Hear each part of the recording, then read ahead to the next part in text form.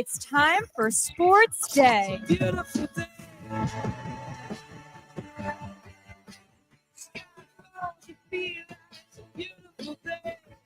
up. It's Sports Day with Dan Day. Here in South Florida, we've hit some highs, and man, have we hit some lows. First, the highs. Florida Panthers, winners of 6 in a row. They don't even give up goals anymore. And it's not just Sergei Bobrovsky. We got our guy, I call him Veritek. His name's not Veritek. Nonetheless, new into the lineup, Vitek Vanacek comes in, shuts him out. 6 in a row. Panthers keep getting better at the trade deadline. Brad Marchand going to join the team probably in Boston on Tuesday. His team just keeps getting better, doesn't give up goals, keeps stacking W's. Right now, when it comes to the Panthers, we're high. Conversely, when it comes to the Miami Heat, we are low. Last night, the Chicago Bulls walked into our house, the Kaseya Center, and did what everybody else does. Shut us down in the fourth quarter for the most part and take a W. Hope you're having a good Sunday, by the way. I am Dan Day along with my cousin Vladimir Louison.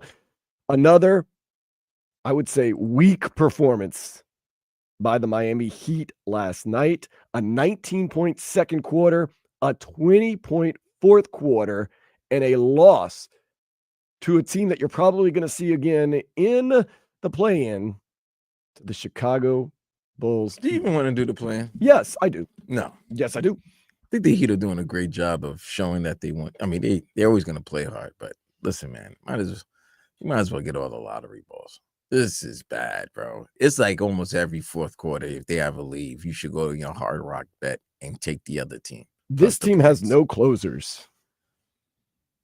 They've got a lot of problems, and we're going to get into it in the next segment, especially. We're going to hear from Eric Spoelstra, who we know he's not having his best season. Neither is his Heat team, hence why you're playing the way you are playing. Pretty much locked into the play-in.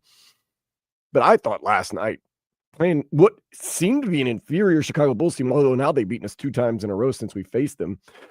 It was a game where one team is not really trying to play to win because they're trying to get lottery balls against a team that's really trying to win, but should be thinking about lottery balls. The Bulls aren't trying to win. They traded Zach LaVine. They tried to trade Vucevic. Kobe White's still good. They have playing somebody on the team, but they're playing their young guys. They're playing their first round pick, the European. I forgot his name, but he's pretty good. He's pretty good. He's nice. He's nice. Yeah. Kind of reminds me of like a better offensive Kirilenko. He had his past 2 games against the Bulls. Against the Heat. Buzelis. Yeah, Buzelis. He's had 2 really good games against the Heat. Last time he had like 24. Last time he had 13. But this is ridiculous, bro. I told you before we left, Vlad, I had all the confidence in the world the Heat would win that game. You said, you don't know. And I was like, come on, man. This is one of those ones that Fam, I've watched this team a lot. You know, I've gone to the games and I'm looking at this team, and then it's like 7 minutes, 8 minutes. You're like, man, this could be a surprise team in the Eastern Conference playoffs. And then there's the other 25 or 30 minutes or so. You're like, what's going on here, bro? Especially in the fourth quarter. Yeah, that's the big problem. That's the worst, bro. You can't double-digit leads in the NBA don't matter. That don't matter. Yeah. Okay. That Lakers Celtics game last night, in the third quarter, you thought it was going to be a boring game, and then you turn it on in the fourth quarter. You're like, oh snap, it's a 4-point game. You know, so the same thing can happen. But when you're going against a team that's not really trying to win, even though they're playing hard, they're not trying to win. Wins don't help the Bulls. Maybe if they're trying to get in the play-in, and I don't really think they're trying to get in the play-in, but the more wins you get, the less lottery chances you get. For the most part. Because now they have the tier where not everybody has a different percentage and everything like that, because they are trying to stop exactly what the Bulls are doing, which is tanking, but not tanking because they're beating the Miami Heat. And they're beating the Miami Heat, who in a night like last night, where the Milwaukee Bucks fell to the Orlando Magic,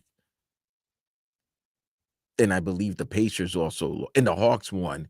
You need to stay ahead of if you're the Heat, if you're a Heat fan, you want them to try to make the playoffs.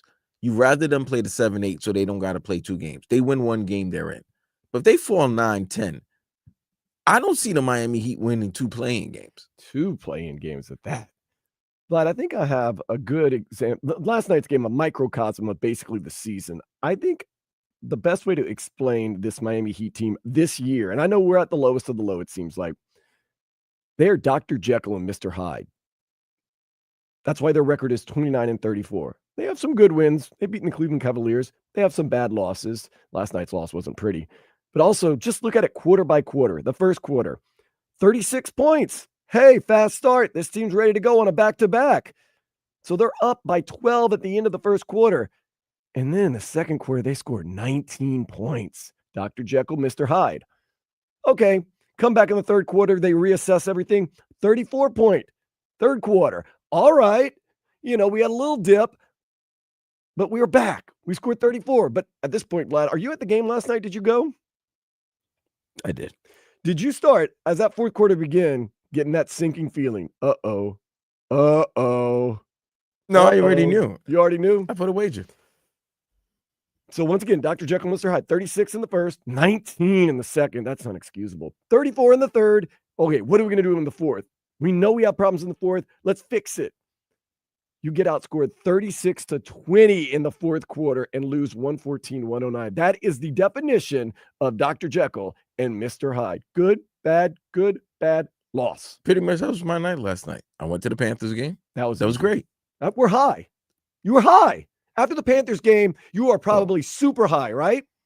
6 wins in a row, a shutout. Sabres aren't that good. Who cares? New guy in goal. You got Brad Marchand coming to the team. You're super high. Vlad, I know you're high. But then you cross town to go to the Kaseya Center, and then what? Down. You were low. Well, I was high. You were low. And then until the fourth quarter came.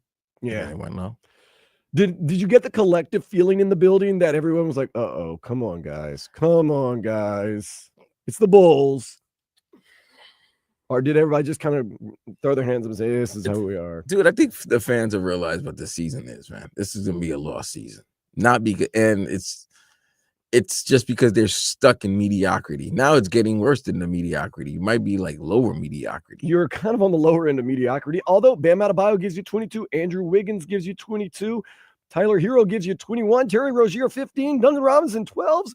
It's just everybody else. Yeah, but that was in 3 quarters. That fourth quarter, they gave up over 30.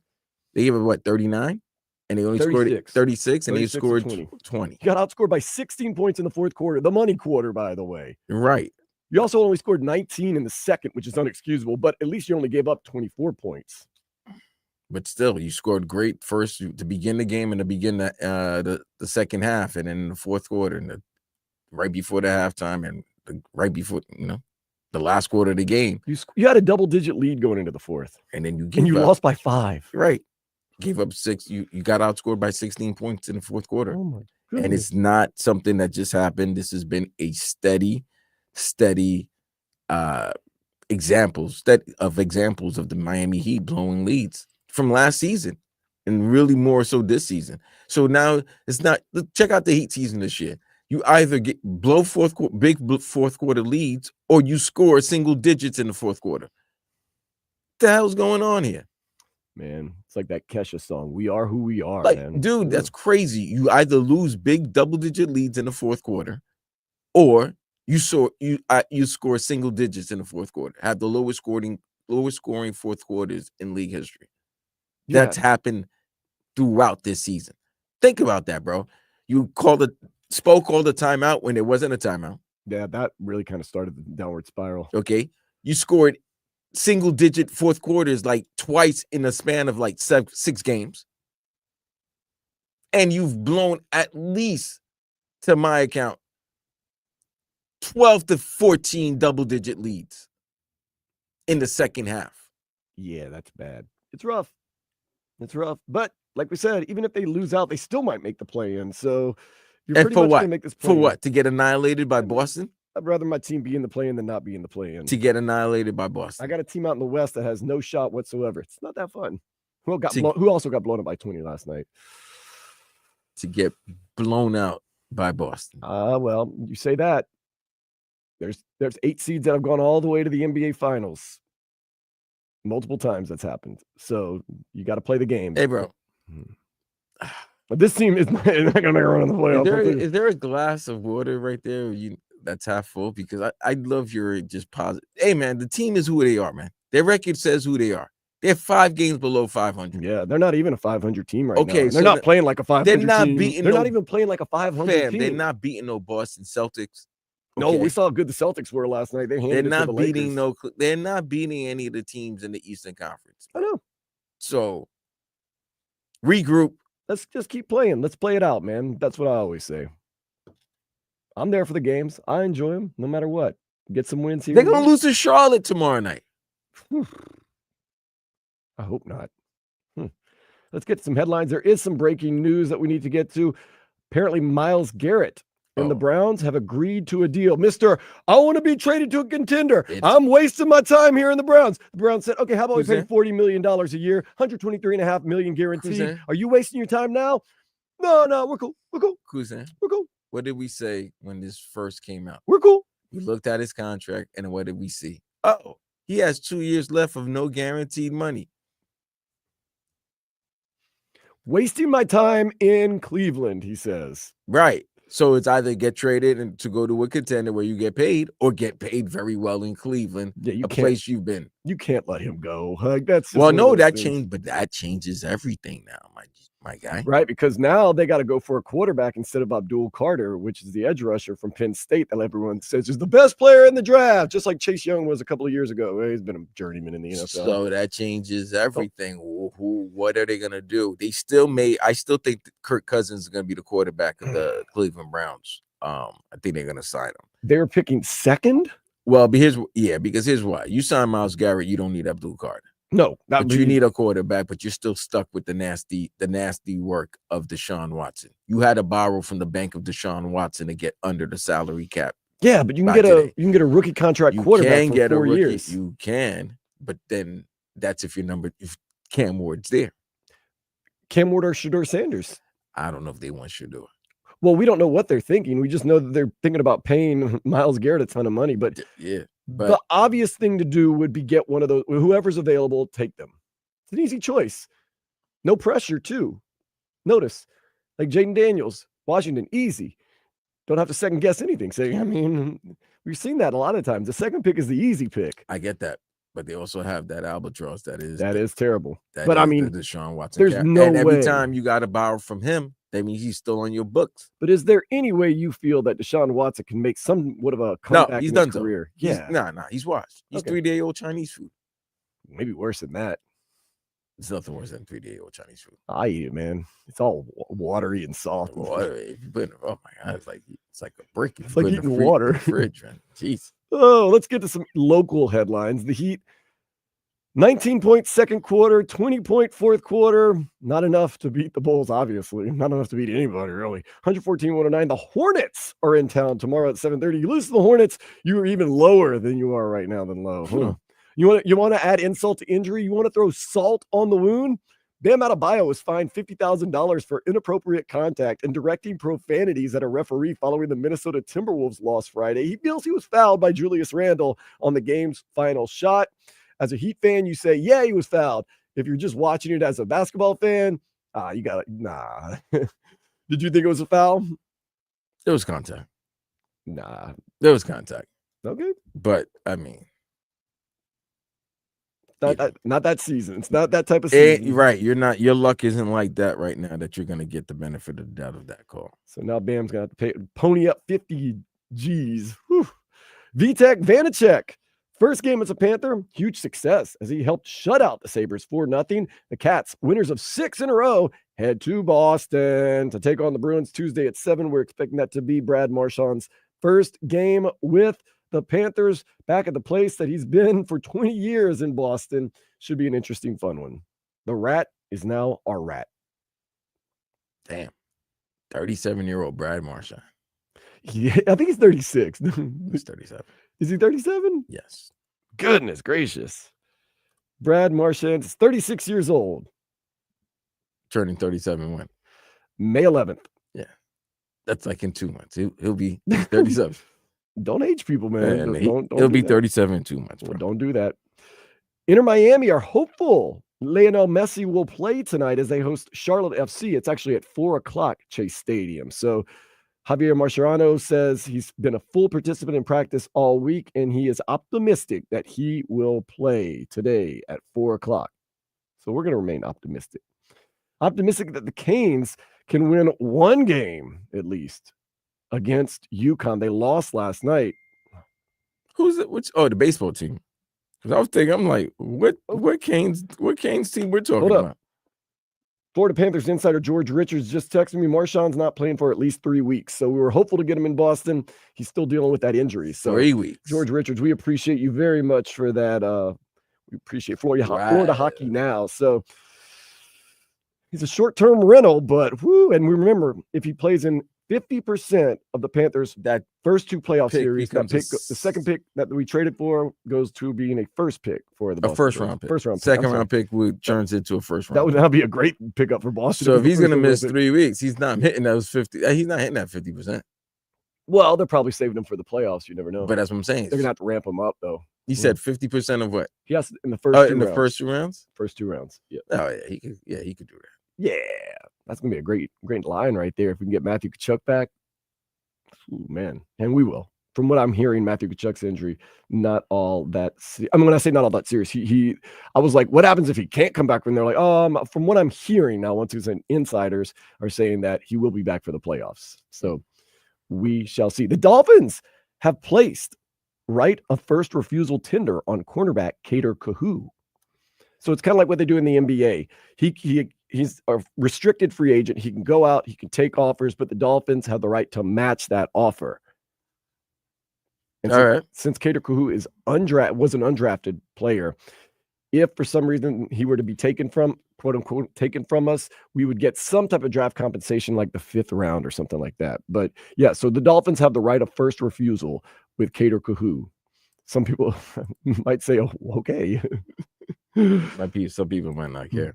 Canes basketball team ended the season with a 72-70 win yesterday against NC State. Jay Lucas will be formally introduced as the team's new coach tomorrow. Uh-oh. What's up? Marlins fell yesterday to the Mets 7-3. Duh. Both Max Meyer and Jansen Jones, my 2 favorite pitchers on the team, had some rough outings, bro. Gave up some runs, gave up some hits. Fisher back at action against the Astros today at 1. So, not excited. Not excited very much about that. Come on, Jansen. He had a good outing in the midweek, so maybe we can build on that. Maybe we can build on that. Ooh, 5-star freshman defensive end Hayden Lowe is turning heads at Canes spring practices with some of the plays that he is making. Also, Ruben Bain is said to be healthy and in really good shape. Of course, the team continues practice this week. High hopes for this Canes football team this year. Hopefully it all goes well. Joe Rose and Danny Rabinowitz were out there on Monday, and I heard they were. It was intense, the practice. They said the difference between practice in the college level and the pro level is totally different. Pro level, they're just trying not to get hurt. College level, they are hustling, from what I understand. I don't go to a lot of practice. They also playing for starting time, Yeah. Like, they would like to know who's going to be able to compete, maybe get somebody's spot. If you start slacking in spring and that continues in the summer, you might lose a position. Especially especially those young cats, them young players, them freshmen and sophomores, or them guys that are just getting to the program. They want to showcase and show out. So if you're a 3-year junior who's slacking, you have some young Thundercats that are ready to take your spot. Like Hayden Lowe, 5-star freshman. Remember that name, Hayden Lowe, on the defensive end. It's going to be great. And a little closer to home, the Columbus High boys basketball team won their 4th straight 7A state championship last night, downing Windermere 68-36. Of course, those are the Boozer brothers, and they are on their way to Duke. And is it a trade? They get the Boozer brothers, we get Jay Lucas. So should be interesting to see how everything goes on Monday with the new coach on campus. With that being said, let's go ahead and take a step into the day spa. A man in India won $200 in a lawsuit against a movie chain for showing too many commercials before their movies. Now you're probably saying how much, Dan? Come on. Well, there were 17 movies and 2 PSAs before he finally got his movie. There was what? 17 commercials and 2 PSAs before he finally got to see his movie. But what time was the movie scheduled to air? It doesn't matter, man. Nah, because listen, man, you know, if it says a 4:15 show, they start usually showing the previews a little bit earlier. No, not every time when I go to the movies. No, they don't do that. They do. No, they don't. Some theaters do. It all depends. It varies on the theater, but Well, the man won $200. So what? He's just gonna go back to what? He'll be able to use that. He might as well have just gotten like 3 months free of like movie passes. I know the movie passes are on like $25, I think. For a year? For a month. So he just got he's got like 10 months. He's got like 8 months of movie passes. He's gonna see a lot of commercials in those 8 months, bro. Whew, man. All right, the Heat, they've got some demons. Eric Spoelstra spoke about it last night. We're going to dive into Eric Spoelstra and the Heat's demons next here on Sports Day 560 WQAM.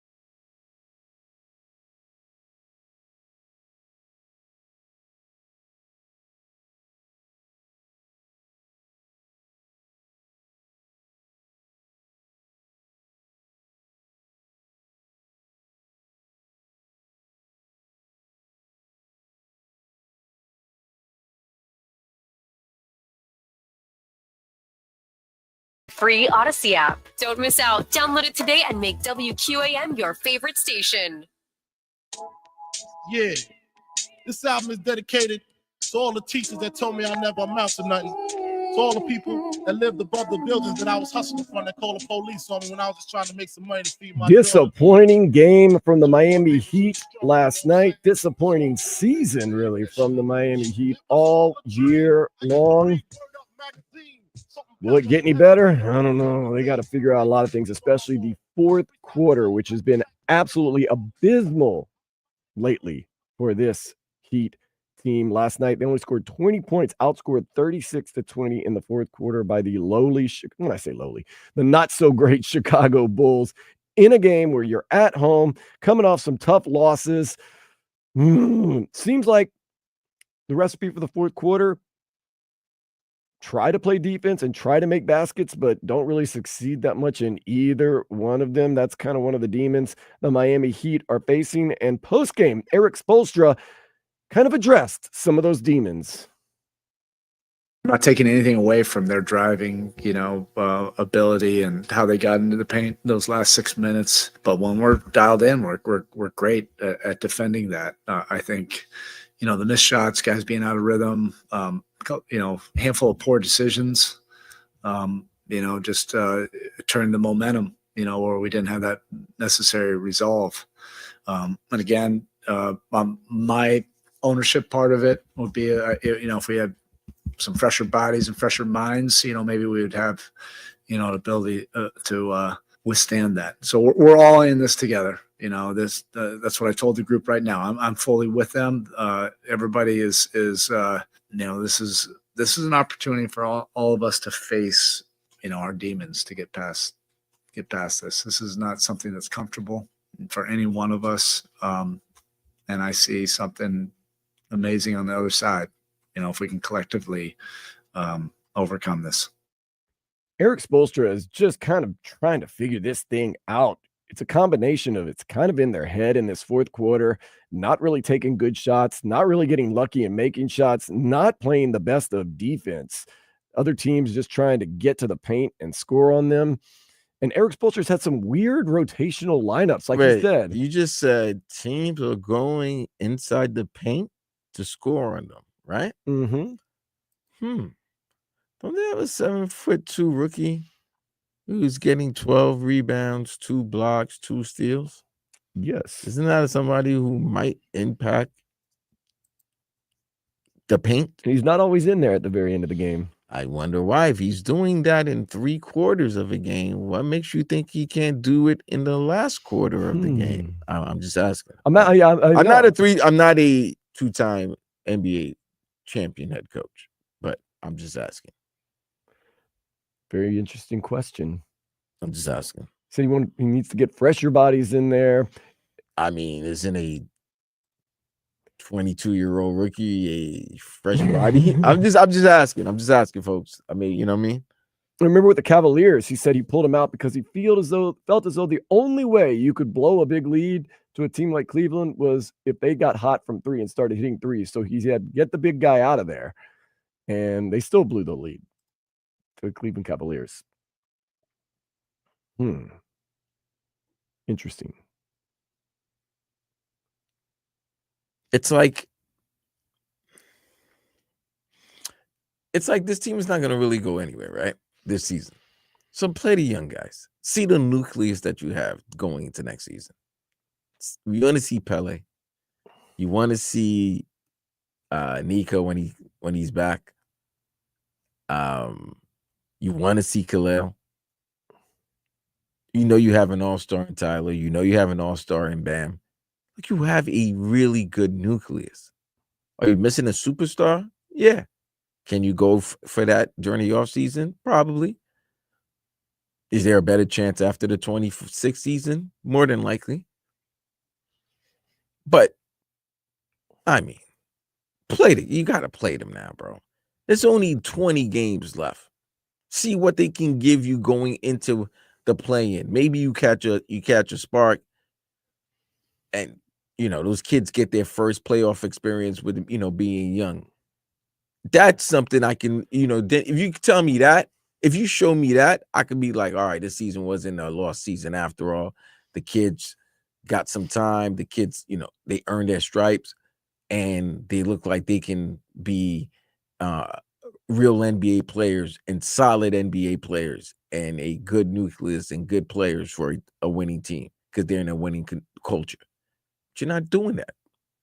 Whatever's happening now doesn't seem to be working. It seems like Spo's trying to figure it out. Khalil Ware only plays 26 minutes last night. And read the stats. Oh, he had 7 points, 12 rebounds, no assists. How many blocks? I did not see anything from blocks. 2 blocks and I think 2 blocks and 2 steals. Okay. You need more, though, from guys like Davion Mitchell. In 30 minutes, scores 4 points. Okay. Terry Rozier had 15. I don't know what this. Haywood Highsmith can't score. He's not a good scorer. He's a good defender. Don't look for him to score that much. In 21 minutes, he had 2 points last night. And then Jaime Jaquez Jr. barely broke a sweat. He played 11 minutes, scored 4 points. Jaime, we need more from you. I'm sorry. We got to start. I mean, once again, he only played 11 minutes, but you got to force Spo to play. Yeah, he had. I can't blame Spo for his sophomore slump this year because he's been terrible. 11 minutes. It seems like he may have fallen a little out of favor. It seemed like he started to get his rhythm when they went to that West Coast trip, but then everything went bad when they returned and they still didn't know what the Jimmy situation was going to be because he was coming back after the suspension. But yeah. And I think Jimmy Butler plays very largely into this in a lot of different ways. It seems like everything just keeps going wrong for this team. And Eric Spoelstra has not had an all-star year. I mean, dude, they got out-rebounded 51-44. Zach Collins had 15 rebounds. Zach Collins, I hate to say it, was balling last night. You got balled up by Zach Collins with 18 and 15. You have a guy in your team that got 12 rebounds. Don't you think he can help? He can. When you're getting out-rebounded by 7, and he's the only player other than Zach Collins to have double digits in rebounds? Yes. Hey, it's on Spo. Spo admitted it after the game. He even said this, Vlad. He said, I'm sorry, Josh Giddey, who had a triple-double. Josh Giddey's actually a pretty good player. This team is better than we thought. 26, 10, and 12. Okay. But Spo even kind of admitted it. It's on him. He needs to be a better coach. Better coach, better everything. I mean, we've been battling, for several games, and I really liked, a lot of the things that were going on, even in some of these losses. Today was a regression, for one night. We have the competitive character. We're going to bounce back. But we had some of these things bubble up. We know what they are. Some of the missed shots, poor decisions offensively that would lead to, lack of focus defensively. With that said, too, I felt like I didn't do a good job, with managing the minutes. I went into the game thinking that we need some speed and a little bit more of the energy boost. And we got to that lead. And so I thought, we would try to extend it. But I think, nobody in the locker room is going to make an excuse. Our main guys are not going to make an excuse about it. But I felt like there was, some fatigue in that fourth quarter. And if I could have gotten them a little bit more of a break, at some point during the game, I think we would have had enough of a boost, to finish this off. But that's on me. And that's, I have to do a better job for this team. So Spo admits it that maybe the lineup and how he played the minutes and everything may have affected the team, and maybe they ran out of gas in the fourth quarter, but it's been happening over and over and over again, not just last night on a back-to-back. They weren't making shots. They were lethargic. But Spo, come on, man. And I think it's 3 really key factors to Eric Spoelstra this year that have caused him to, I'm not going to say regress, because I just think it's just one of those years. Was it loyalty, hustle, and respect? Is what? Those are the 3 things that's factoring 3 things Eric Spo. That's kind of affecting this team and Eric Spoelstra. Number 1, he's handcuffed. We don't have as much talent as we normally have had. That's number 1. That's I've never been a talented team per se, except for those big 3 years. Haven't had as much talent. You're handcuffed. You're limited. But you don't have closers. You've never been that talented of a team. Okay, I'm explaining. So it's not, you can't. I hear what you're saying, but that's why I'm countering. Like those teams that went to the NBA Finals recently weren't talented. Yeah, Jimmy Butler. That's a big loss okay, of talent. but that's it. So there's a lot of teams that have only one good player. You had a closer. Jimmy Butler. You don't tell me just because you So lose. this team is more talented or as talented as the last year's team? Yeah, they're more talented than last year's team. Really? It's the same team that, okay, other than, hey, guess what? That same last year team also was a playing team, which is this year's team. Okay? That's the same thing. The only thing that's missing is 22, but it's the same thing. And so they weren't that talented last year. Were they more talented than they are now? They weren't that talented last year. All right. Number 2, the whole Jimmy Butler situation, you can tell it really weighed on not just Eric Spoelstra, but this whole team. Well, Not knowing where they're going to be, what's going to be happening, what's going to be. And don't think they don't look across into the Western Conference and see what the Golden State Warriors are doing now with Jimmy Butler, how they have arisen like a phoenix from the ashes. Respect. Yeah, it was the lack of respect. It was hard on the team. It was hard on the organization. And you could tell it was wearing on Eric Spoelstra. And number 3, not to get too deep into it, Eric Spoelstra's got some stuff that he's been dealing with off the court as far as his personal life, his relationship life. And you say, oh, you leave that at home. It's hard, man. It's hard to hustle. You're a human being. You're a human being. So I think it's a combination of those 3 things that have really kind of come to a head, and it's kind of stymied Eric Spoelstra this year. We know it hasn't been his best year coaching, but I do think the lack of less talent this year is your number 1 handcuffing. Then the other things are kind of secondary to that, but it also adds up, and it's caused the team to be 29-34 and can't figure out their elbows from their what in the fourth quarter. But I've been always told keep the main thing, right? Isn't that the mantra? Yeah. Oh, okay, yeah. So keep the main thing. Well, it's easy to do that when everything's going good. Right. Well, these are the times that define teams. This is what we, we'll fix it. This is the profession we chose. This is the thing too. When we're saying we'll fix it, we'll get it all figured out. We're 29-34. There's not that many more games left in the season to figure things out. Which is why I said this is everybody's at fault for this whole season. You should have known who you had as a player and what he wanted, and you knew from previous history the length he will go to in order to get his way, and you know how much of a curmudgeon and old school you are with your ways. So therefore, figure out a way where both people, you didn't have to affect the remaining aspects of the team. You didn't have to affect the players when they're going on a road trip. They don't know if their star teammate is going to be there or not. They got to answer all these questions. Okay, cool. But even with that, okay, the whole Jimmy situation is done. You get the new players. You get Wig. You get Anderson. You get Davion. Okay, cool. But it still takes time to see how this team is going to form now, because this is a new version of the team. And you're not going to tell me after a win against Indy, oh yeah, this is going to, oh yeah, right. Come, man, stop that. Stop with this. I'm sick of the glass half full mentality, bro. You know what I'm saying? Like, we see what's going on. It ain't full right now. You're backwash. Not pretty. You know what I mean? You split a game with the Hawks. You're backwash right now. You beat the Pacers. You lose a lead and in overtime to the Knicks. Glad you were there. You saw the Knicks come back and win. That was great. You beat the Wizards. We had fun. The Wizards tried to lose that game. They were trying to lose. They were actively trying to lose. You lose to the Cavaliers. You lose a lead in that game. Timberwolves, you play them neck and neck all game. You lose at the very end of the game. And then you lose to a Bulls game that you had a double-digit lead going to the fourth quarter. Yes, indeed. And now you have the lowly Hornets coming to town. And then you have a homestand, and that's the other thing. You're thinking the second half of the season with all these home games, it's going to benefit you. You're not traveling. You're at home. You get some home cooking. They've not been a good home team. I thought that home cooking was going to make a difference. They haven't been a good home team. They haven't been a good home team since 2023, bro. But that was the year they were the one seed? That was the year they beat the Celtics. Okay.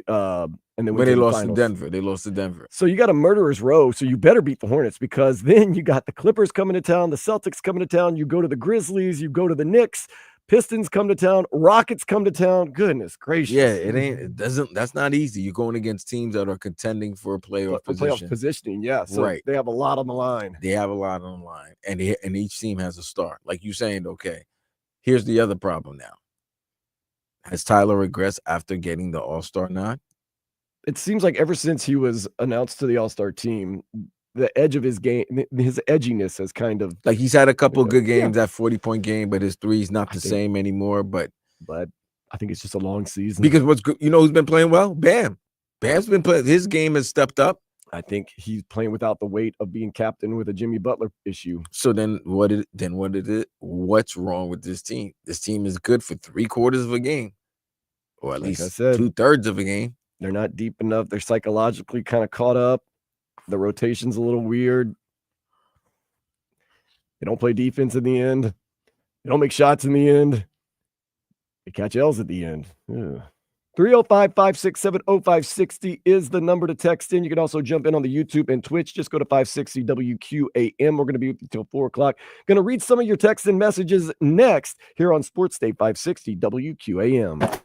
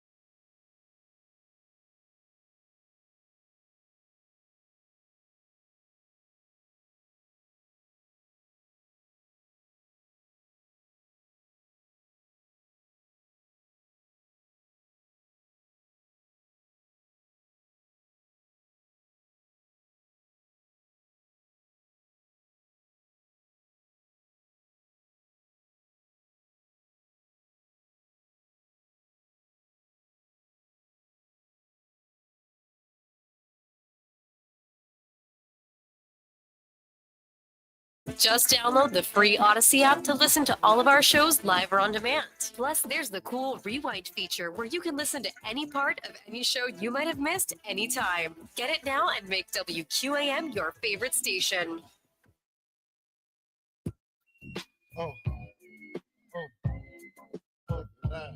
Easy like Sunday afternoon right here, 560 WQAM. Dan Day with Vladimir Lusson.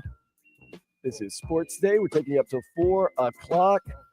You can text us 305-567-0560 or jump on the YouTube or Twitch. Dr. Toboggan rapid firing at us right now. This Heat team is less than mediocre. Yes, right now they are less than mediocre record-wise and play-wise, kind of. Also, Dr. Toboggan, Golden State Warriors going to cook the Heat when they come here on the 25th.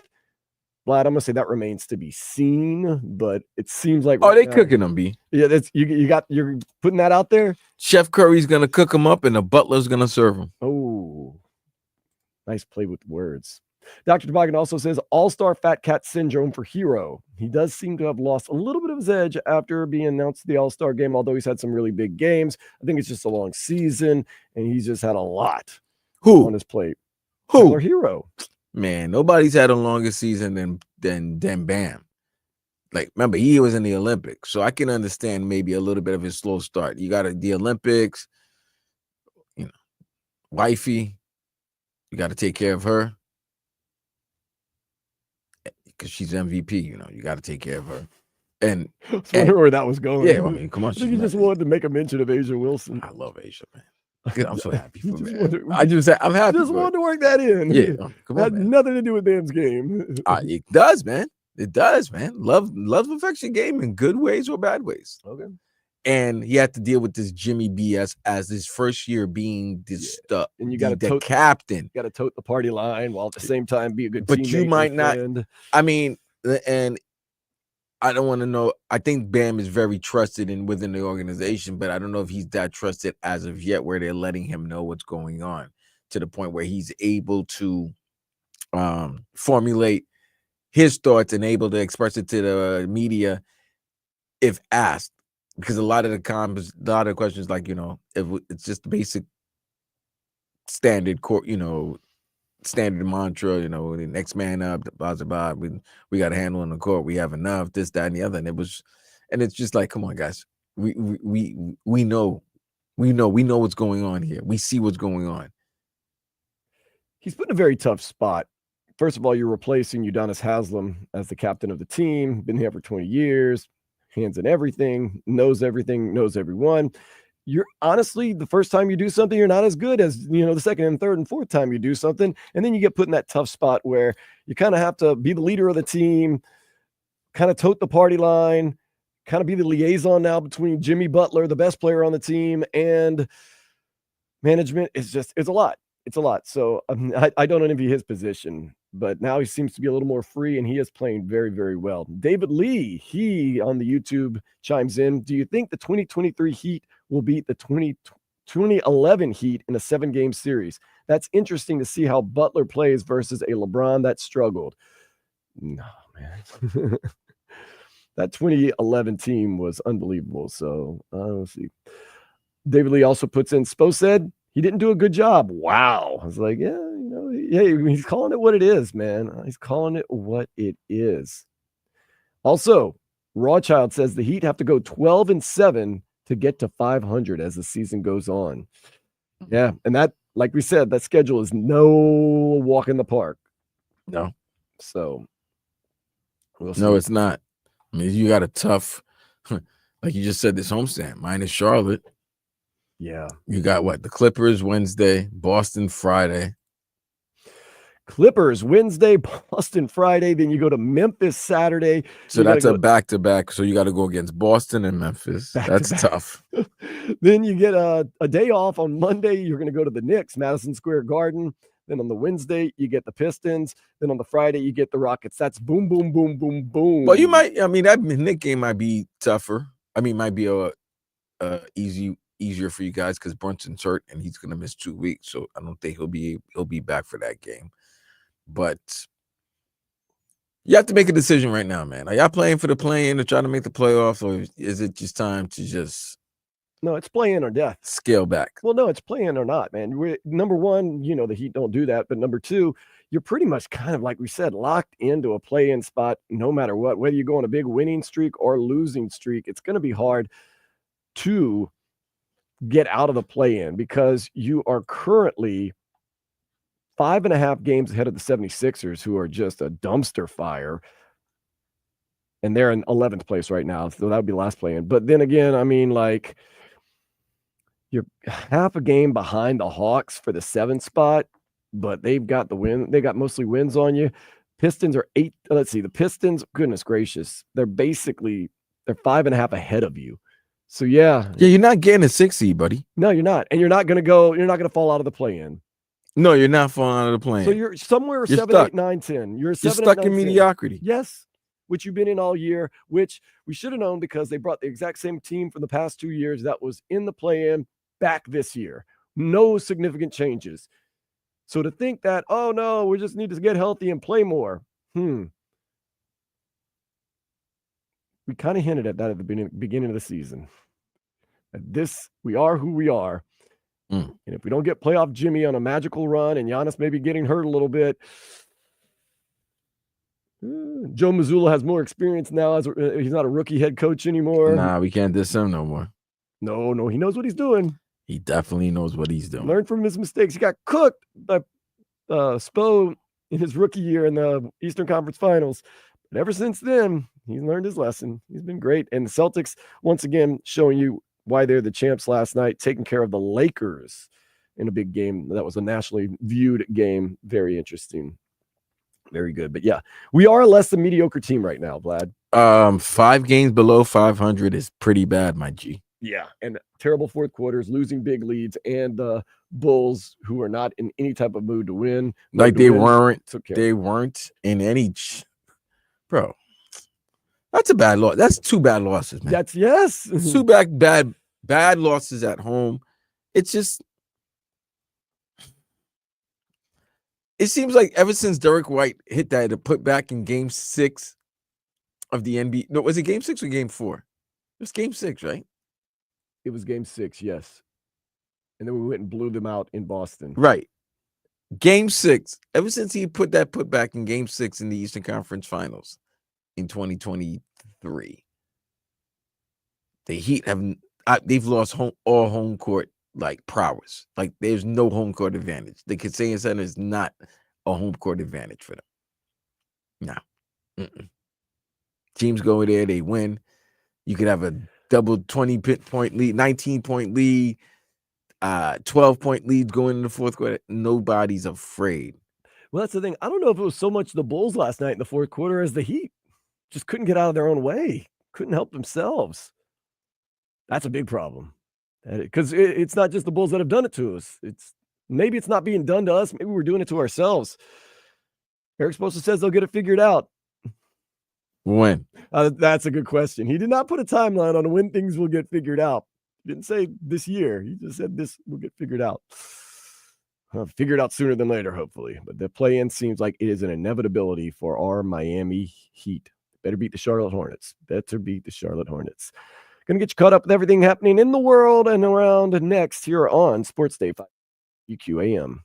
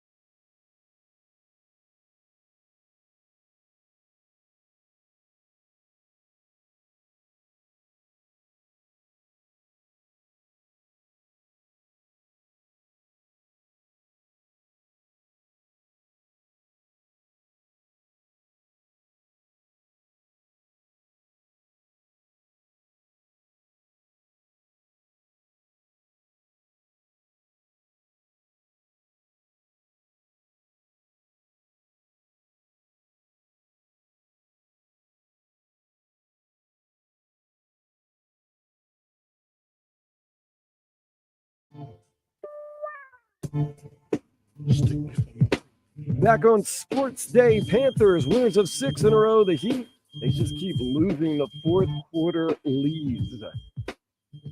And now they're losers of 3 in a row. Vlad went to both games last night. Got super high watching the Panthers, got super low watching the Heat, especially in the fourth quarter to the Chicago Bulls. We are now 9th in the East, 2.5 games ahead of the Bulls. No, 3.5 games ahead of the Bulls still. So they gained a game and still are 3.5 games below us for that 10th and final but guess spot what? for the play-in. You guys could finish 7-12 the next 19 games. Very well might. The 9 and the 10, like you said, Vlad, is going to be just a monstrous mountain to climb, even just to get in the playoffs for this Heat To team. get pimp smacked by the Cleveland Cavaliers. So what you would have to do, we're just going to walk you through this. If they were in the 9 or 10, let's just say theoretically right now, you would have to beat the Bulls. Then you would have to, and you would have a home game against the Bulls. So you'd have to beat the Bulls. Then you'd have to play away the loser of either the Hawks or the Magic. And we know how those games have gone this year too. So you'd have to just beating the Bulls. At least you're not traveling far. Yeah. But just beating the Bulls and the Hawks and the Magic in quote unquote back-to-back games, that's something right there, man. That's just to get into the playoffs. Just to get into the playoffs. Oh, yeah. And by the way, if you were to do that, to put together those 2 wins in a row, you would get the Cleveland Cavaliers, a team who you played very good and you actually beaten this year. Oh, Jesus. But in a 7-game series with this team that can't hold a lead and can't win in the fourth and score in the fourth quarter. You just did that against Cleveland Wednesday night. Yeah. You had a lead against them and then you lost. 7-game series, that's tough, man. Like I said, it's tough even getting into just the regular playoffs, much less when you get into the playoffs. Whoo! Oh, yeah, and you don't have playoff Jimmy anymore, so where are those points going to come from? See, that was our goal. That was our plan the past couple of years. Just find a way to get into the playoffs and let playoff Jimmy take you for a ride. Well, that plan's out the window now. Have to figure some things out. Let's figure some things out with some headlines real quick. Heat, can't say it enough, 19-point second quarter. That's disgusting. 20-point fourth quarter. That might even be nastier because it's the fourth quarter. Not enough to beat the Bulls. They lost 114-109. The Hornets are in town tomorrow at 7:30. There's a fourth quarter blow up against the Hornets, who did beat the Lakers a couple of weeks ago. Still, oh, man. Bam Adebayo been fined $50,000 for inappropriate contact and directing profanities at a referee following the Minnesota Timberwolves loss on Friday. He feels as though he was fouled by Julius Randle on that final shot from 3 that would have won the game, or maybe the 3 free throws would have helped win the game, but no. Instead, he got a $50,000 fine. Oh, yeah. Vitek Vanacek. His first game as the Panthers goalkeeper was a huge success. He shut out the Sabres 4-0. Cats, winners of 6 in a row, head to Boston to take on the Bruins Tuesday at 7. We've got official word from George Marchand, FloridaHockeyNow.com, that Brad Marchand will not be playing. From George who? George Richards. Okay, you said George Marchand. George Marchand was our other source that told us that. George Richards, thank you for texting in and letting us know that Mr. Marchand is going to miss another 3 weeks. Jeez. At least. That's April. That means you won't be back till April. Yeah, well, we'll ramp them up for the playoffs. We're going to be a different team in the playoffs, man. Matthew Tkachuk, Brad Marchand. There is something called chemistry. I know. Hey, man. I'm telling you, man. Dolphins have placed right of first refusal tender on quarterback Kader Kahu. So basically, we can match any offer that Kader Kahu gets from other teams. But the secondary still needs a lot of help. 5-star freshman defensive end Hayden Lowe is turning heads at Cane Spring practice with some of the plays that he is making. Also, Ruben Bain is said to be finally healthy and in really good shape. The team continues practice this week. Season opens. Not easy. You host Notre Dame. I can't wait, man. National runners-up August 31st, 7:30. Let me tell you something. Speaking of that game. Labor Day weekend. No, Labor Day weekend. Guess who's hitting me? Guess all of a sudden people want to make early reservations or early first requests for tickets for the Notre Dame game. I mean, that's a big one. Right. But all of a sudden now, people are calling me 6 months or texting me 6 months prior. Hey, man, any chance you can get tickets to the Notre Dame game? Yeah. When I had tickets for the, BCC, South Florida games, none of y'all wanted to go. Ball State, none of y'all wanted to go. My Well, thing about I don't mind. But all of going- a sudden now, Notre Dame and Florida coming into town the first 3 weeks of the season this year, and people want tickets. Get out of my face. and they don't ever just want two. Oh no. It's always an. Oh no, you get them two, and then Three, can you five, get two more? five. My little sister, my No, little it's never cousin. even Man, numbers. you Like shut I up. can't break pairs of tickets. Can I get five? Five. Are they good seats though? You're getting them for free. Yeah, but are they good? Where are they at? How about the seat? How about the free seat you got? No, how about you? How about you sit at your house and watch the game, and you shut up now. You don't get the joy. I always like if you give me free tickets to something, and I've gotten some tickets to things. I know I'll go like, are they good? Where are they at? I just say, oh, thank you. I appreciate it very much. You give me a free meal. Thank you. Thank you. I appreciate it very much. People are not appreciative anymore. People are entitled, man. It's the society that we live in. Canes basketball team, they ended the season with a 72-70 last-second win against NC State. Jay Lucas will be formally introduced as the team's new coach. That is tomorrow on Monday. So new era right here. As Jay Lucas finished up coaching last night for Duke as they beat North Carolina. It was a good game. Duke was obviously Now, there's a question. I know we said for recruiting and all of this. But how about Duke? Don't you think Duke might be thinking, not now. I don't want to lose you right now, Coach Lucas, because we're about to head into the postseason. Part of this, we're heading into the postseason. Where this regular season's over. We're the ACC conference champions. Yes, we got regular season champions, and then we're the one seed. Most likely a 1 seed. We're going to be a 1 seed in the tournament. We're definitely a 1 seed in the ACC conference championship, ACC tournament. Finish it out. It's tough. That's tough, man, because it's probably a pivotal 3 weeks right now in the recruiting season, right? But it's also a pivotal 3 weeks right now in the programs, especially if you're part of a program that has a legitimate chance of winning a national title. We talked about the conundrum that he is going through because loyalty to your team and your guys that you recruited and you've been coaching all year for the past couple of years, as opposed to building your new program with Coach Larinaga. He was on the Hawk and Crowder show, and also Joe Zagacki on the Hawk and Crowder show. And it's just one of those things, business is business. Like, you hate to be like that, but he's got a lot of work to do, basically rebuilding this Miami basketball program from the ground up. Now, it's a great era that just finished with Jim Larinaga. I know it ended kind of unceremoniously, but this is the highest of highs that Miami basketball has ever been through, making a Final Four, 2 Elite Eight appearances back-to-back, tournaments, ACC championships over Jim Larinaga's tenure. But now it's looking like all new players next year, all new coaches next year. Got to start recruiting, got to start building. It's a tall task. And this is a guy who, let's not forget, it's a first-time head coach. He's never been a head coach at the college level. They just, Duke is one of those things is, I love you guys, but I got to do this. So I think it kind of came down to that. I think Miami probably even wanted him here, maybe even sooner, because he kept hearing about all the talk about it. So I guess he's making a business decision for himself and for his new university that he's coaching for. And he's telling the guys at Duke, I put you in a good spot. Go ahead and do it.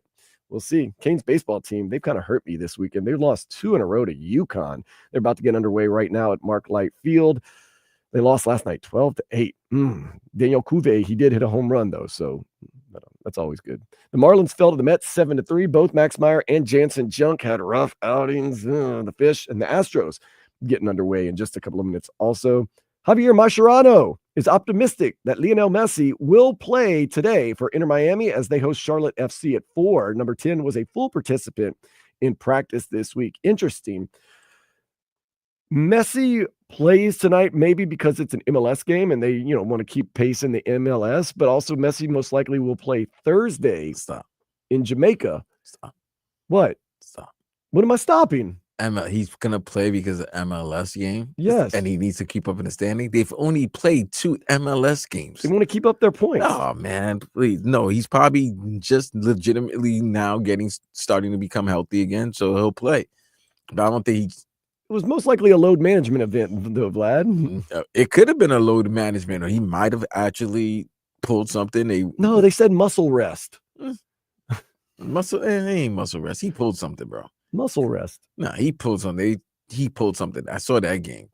The way he left that game, he didn't look like somebody who was just I'm just taking a breather. Look like somebody that's pulled. It's a long season, but you want to start garnering some points in MLS because he's going to have to probably miss some MLS games because there's the CONCACAF Champions Cup. There's going to be Leagues Cup. There's going gonna to be the Club World Cup. There's going to be a lot of games that are going to be scheduled with already games that are already fixed to be played.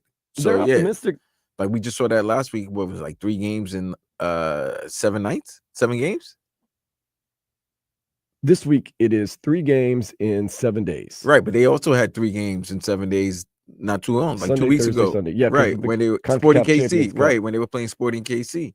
And then they started the MLS season against NYCFC, and then they had to play the second leg, which was here, and then they just played the first leg of the championship. And then they're playing again today, and then they're gonna play again. Yeah, that's a lot of games in like 6 games in 14 days. So in a perfect world, Messi goes out tonight. About the 60-minute mark, you take him Pretty out. much. You get a win. Hopefully against Cavalier FC in Jamaica on Thursday, you get up to an early lead. He leaves at halftime. You're he only right. plays the first half. You're up 2-0 already in aggregate. I get mean, up the goal. another So 2-0. you get another goal. It's pretty much over. Yeah. Because you scored the road goal. They didn't. They were shut out. So yeah. So you're pretty good. And Messi maybe only plays a half, but still, gets to go out there and play out in front of the fans Jamaican in Jamaica will be able to get the chance to see one of the greatest players, one of the greatest athletes of all time. If you're a fan in Jamaica and he plays a half, I would be happy with that. You got to understand. And, at least you got a half out of Messi. So he's definitely going to play. He wants to expand that brand and, wants to show out, man. I don't blame him. I think it's a good thing. I think it's a good thing for the sport. I think it's a good thing for everyone. The Columbus High Boys basketball team won their 4th straight 7A title last night, downing Windermere 68-36. 4 straight state championships. What was the score? 68-36. Jesus Christ, they won it by 32? And they only gave up 36. Who are they playing? The Heat? Wait a minute. And that was the final? 68-36. Boy, I'm sorry. Listen, definitely props to them for winning the high school title. And props to Windermere. Windermere? Is that the name? Windermere? To getting to the finals. But geez, to only score 36 points. Like you're talking about they had a Kansas City Chief game. That was the worst game they probably had all season. It was unfortunately they had it in the championship game. So the three-peat from Columbus, all the games. Shout out to Columbus, man. This Shout year, out to they didn't play around with. So wait, the first 2 or wait, 3? Oh, this is a 4-peat. 4-peat. Yeah, it's 4-peat. The Boozer brothers finish out their career at Columbus with 4 state championships. That's beautiful. 4. That's yeah. So to win a title every year you've been in high school, like you're the man. Yeah. And then to do with your brother, your twin brother. Yeah. And then to go to the same college together. And now you're going to the same college. I like that, man. I like seeing all these twin brothers in the NBA, like the Thompson brothers in the Detroit and Houston. What's his name? Amen. Is it Amen and Arcier or Us? I forgot the other one's name. I don't want to mess it up. But the Thompson brothers, the Thompson twins. Obviously, we had the Lopez twins, and then now we got the Boozer twins going in Duke, and see maybe if they can continue the dominance of Duke basketball that their father experienced in his time. Yeah, Duke basketball looked good last night, man. They got some players on. Yeah, they look good, all right. But next season, they don't get their ass kicked with Jay Lucas and the University of Miami. Oh, yeah, I said it. Let's go ahead and take a step into the day spa. After getting off scot-free for robbing a gas station in Holland for 9 years, a Dutch man turned himself into police. He said he was just racked with guilt.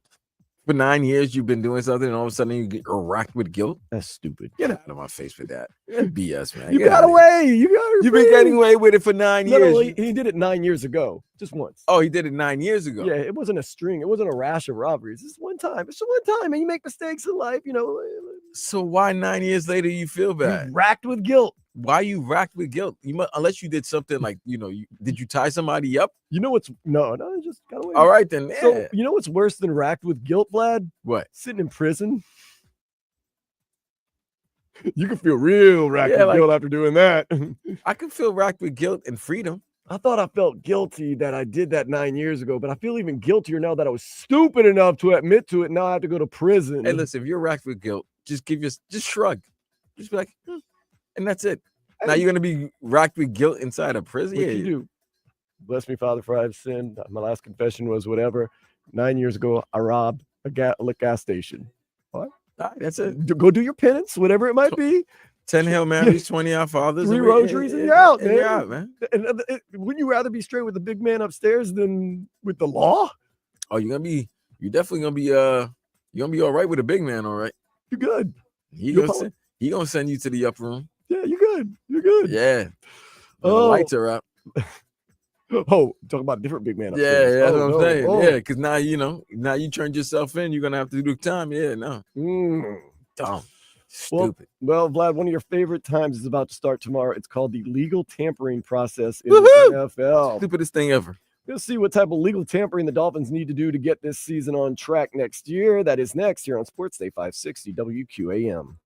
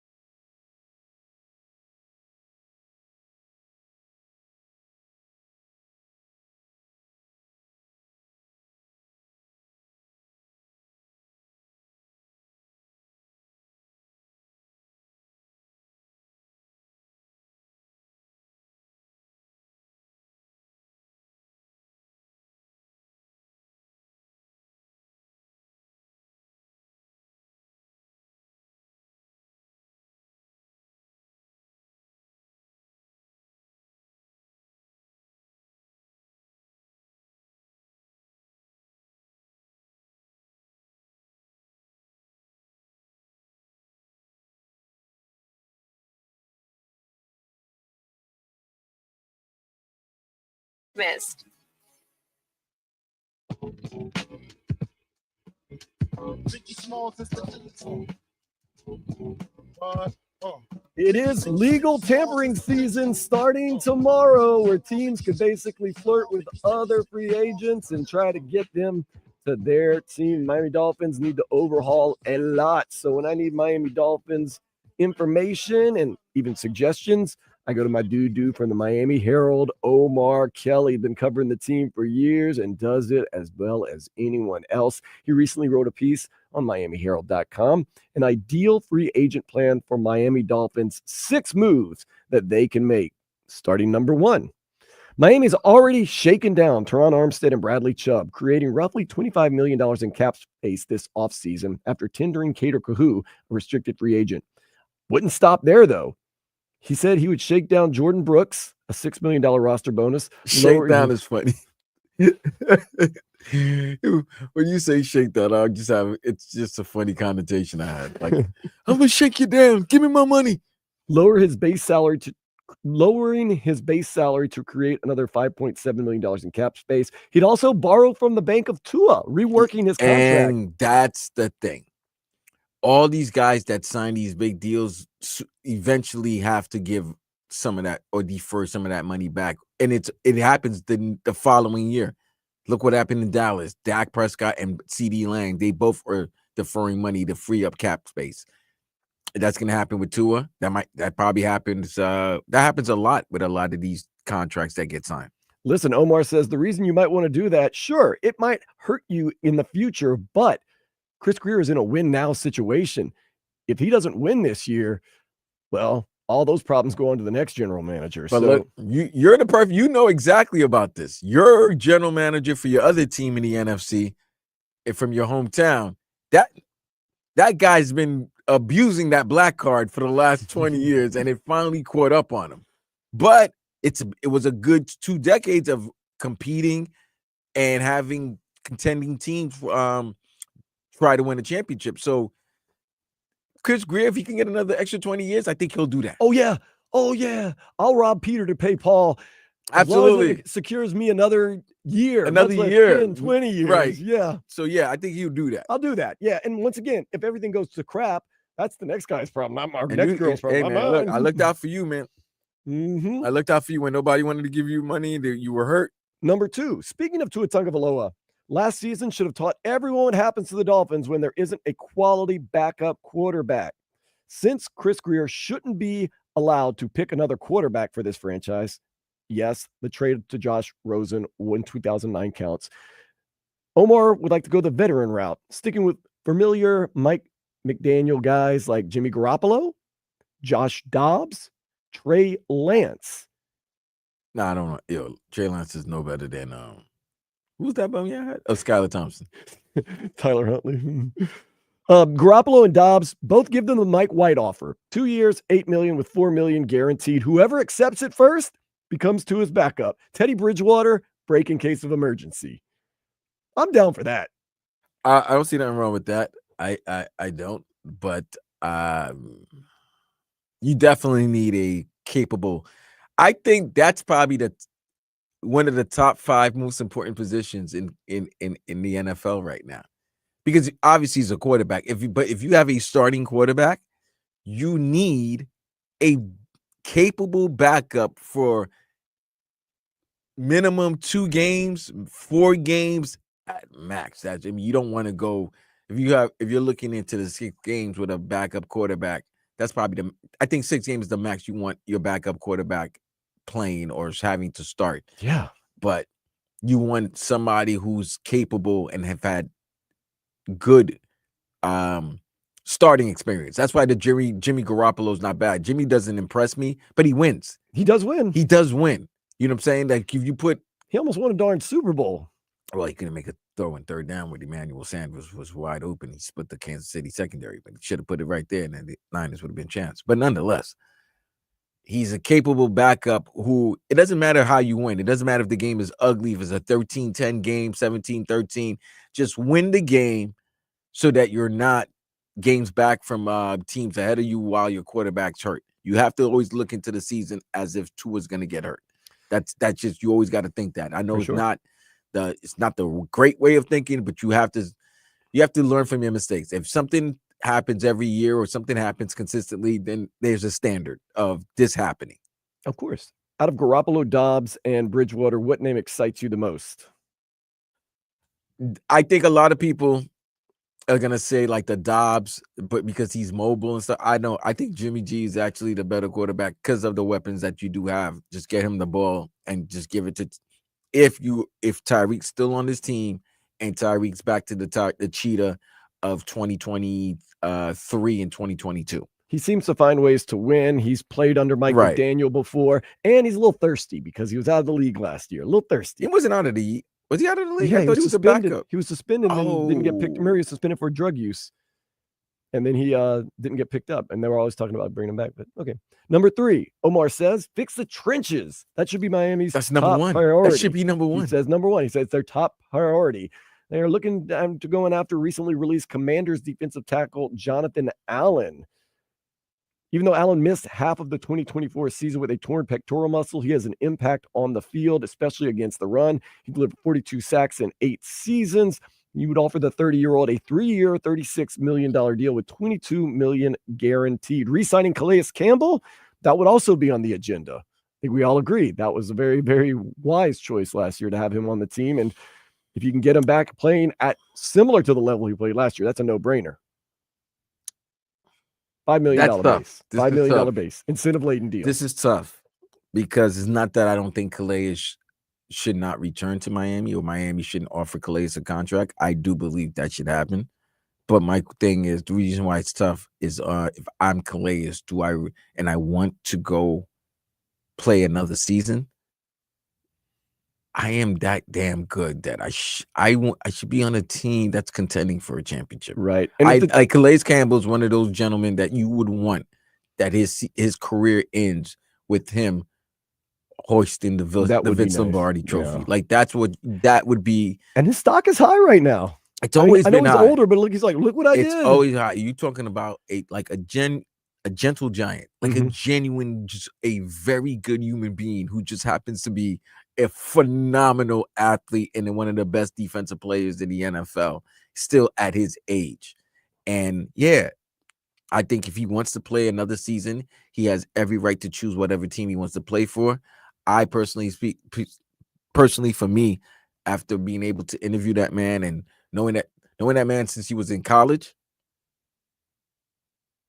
and then seeing his career, and then seeing who he is now, I want Calais Campbell to win a championship. Like that's that is one of the things I'm rooting for. Is that he likes defensive coordinator Anthony Weaver. He thrived in his system. Maybe Anthony Weaver could convince him to stay and play here in Miami at least one more season. Omar is also about re-signing Raekwon Davis, who was released from the Indianapolis Colts earlier this week, and signing Mario Edwards, a South Florida native who started 45 games his 10-year career in the NFL. Who's he? Mario Edwards. These are the defensive linemen. Okay. Yep. Number 4, fix the offensive line in free agency. Might be a little tricky though. Everybody seems to be overpriced, aged, or come with some baggage. Dolphins don't believe in paying big money to an offensive guard and haven't for decades. So don't expect a deal to be north of $10 million this season. It's more realistic that Miami will sign a second-tier free agent guard or two for a 3-year, $21 million contract. That like the one they gave to Aaron Brewer, San Francisco, Aaron Banks, Pittsburgh's James Daniels, Baltimore's Patrick McCowery. They're all top targets. We'll see. So this looks like maybe possibly a second tier. He's also not afraid to re-sign Isaiah Wynn or Robert Jones to a 1-year, $2 million deal. I think that if LSU's, this is Dan Day. This is not Omar Kelly. I think that if LSU's Will Campbell is available in number 13 in the draft, the Dolphins should jump on that. They shouldn't even let the clock wind down. They should just straight up take Will Campbell. He is one of those guys that can be a difference maker on the line. But there's some other ways they can go, of course, in the draft. I really think if there's a decent offensive lineman available at that 13th pick, Vlad, they should go. Well, this is why I love this weekend, because today everybody's got to be under the cap by today, right? And when we saw the free agent market, we thought that Ronnie Staley was going to be in the market. He was going to be the number one guy that most teams, especially if you're looking for a left tackle. I thought he was heading to Kansas City. But sometimes players are just free agents because teams allow them to do it, but they have every plan of re-signing them. Ravens re-signed them 3 years, $64 million. Okay, so now Ronnie Staley's out. Now you got to go back to the draft board and like, okay, I thought there was a chance for us to sign this player or so and so, and there still may be a chance to sign certain free agents to shore up weaknesses on your roster that you're able to draft a. Sometimes you don't want to draft a need, especially if everybody knows you need that. Sometimes somebody might, C block you in or draft block you in selecting that player. So if you're able to get these players and sign players to positions that you need to shore up, it allows you a little bit more freedom in the draft process, right? To get the best player available, or which to is get why another need, or right something else because that you like might want. look at Cleveland now, like re-signing Garrett, which means Abdul Carter's probably off the board. Abdul Carter's probably off the board, even though he's quote unquote the best player in the draft. Even though he was the best player Cam on the Ward's draft, player. and you would have thought if Cam Ward goes to Tennessee, everything opens up, because now what if they don't want to sign a quarterback or they don't want to draft a quarterback? Now you got to talk to them and you have to offer them a good selection if you want to draft the Shedeur Sanders or whatever quarterback you may, or whatever player that you may want. This is what's great about the free agency market, because after this week, you'll start to get to understand where your team picture becomes more clear, very much more clearer. Omar's number 5 of 6. He says it's abundantly clear Javon Holland will be playing elsewhere in 2025. Go make your money. I don't mind that. Javon, he's a good guy. He's a good player. If he could stay healthy, he's one of the best in the league. Dolphins would rather save that money and go other places, like 49ers safety Eric Reed. Oh no, I'm sorry. Talanoa Mufanga. Yeah, Mufanga. Yeah, no, he's good. And Eric Reed is also available, the Kansas City safety.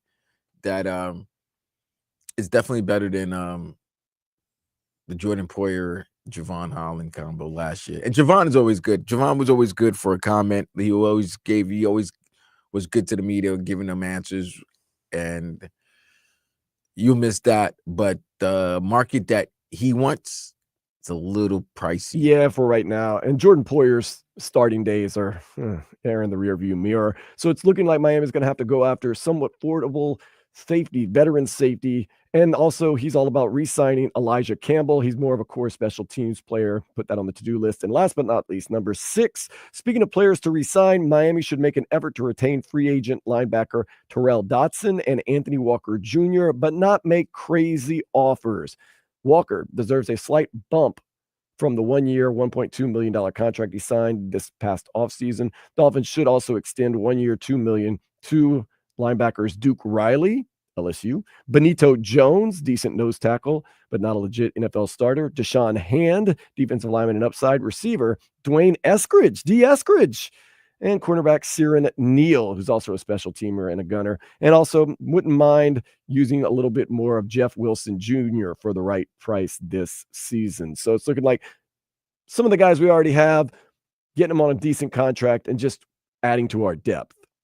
So that's a lot, man. It's a lot. But yeah, it's interesting. Now you got the legal tampering. So Vlad, you can go out there. You can try to get our.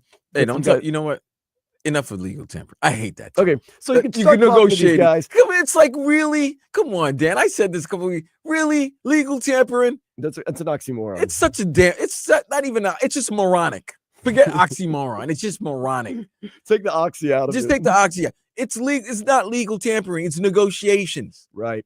So maybe you can get some of these big gets at the price that you want. And like you said, all of a sudden that changes kind of the draft. What if you hit on 2 offensive linemen that you really, really like, and you get them for the right price, and they're veterans. So, and you kind of shore up that part of the line. Maybe you say, whoa, maybe we don't need to go with the offensive lineman in the first round and 13th. You may be able to trade sign, back and do something else. You may be able to sign one that's been released because of a money situation. And with all the moves that they did with the players that they said they weren't going to re-sign or they did release, they have 23 right now, right? 23 million under the cap right now, you said? Something to that fact? And 24 million is going to be added tomorrow once the calendar year happens, because the salary cap is going to go up 24 million in 2025. So I'm thinking, if I'm doing my math, they nearly have above 45 million in salary to play with. I just like the idea of the phone call. Our text, Tua, need to come to the office tomorrow when you get in. It's all good stuff. All good stuff. And I think more money will be added if I think Not a big deal. well, hold on. Just Time want to run out. Let me something ask you by you. this. Just How wanna does run that something by work? you. Because that contract doesn't kick in until now. Well, they're gonna, but once it kicks in, they can defer the money still this year, even. So they further can back. do that with both he and Waddle and Tyreek. You can always restructure. Now, if you do that, if you restructure Tyreek's contract, Tyreek's here. Tyreek's here. Like he's gonna be here. Like there's no trading Tyreek. Oh yeah, because then it just becomes Because just if messy. I'm Tyreek Hill and there may be calls being made to teams. Teams may give the Dolphins a call to see if there's any interest of trading the star wide receiver. Because I don't think the free agency market's going to be. We looked at the free agency market at the wide receivers. It's not that good. We look at the free agency in the wide receivers in this year's college draft. It's not that good. So the move is actually to make a trade with other teams for certain receivers. Yeah.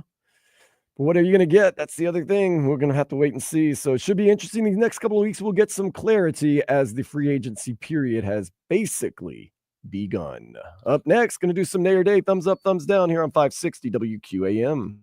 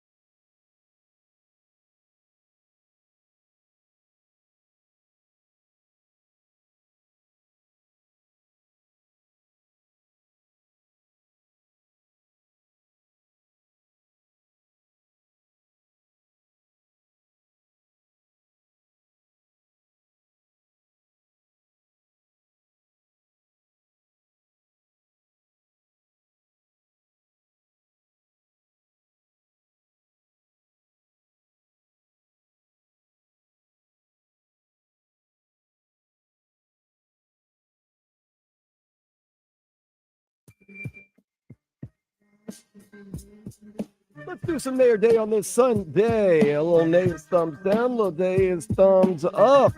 Florida Panthers, hotter than a $2 pistol. Winners of 6 in a row. But it's not just that they're winning, it is how they're winning. The final seconds tick away. Fans to their feet here at Amerant Bank Arena, and the horn sounds 4-0. The Panthers knock off the Buffalo Sabres to close out the homestand. 6 straight wins for the Panthers, and in his Panthers debut, Vitek Vanacek, a 21-save shutout. 4-0 Panthers over the Sabres tonight. Oh, you were at the game last night, Vlad. That is a day. Vitek Vanacek shutout in his first game with the Panthers. Panthers winners of 6 in a row. And we talked about this earlier. Vitek Vanacek's probably going to get called on because this is a pretty decent road trip that the Panthers are facing going forward. Yeah, going on a 5-game road trip. It's a back-to-back in a weekend.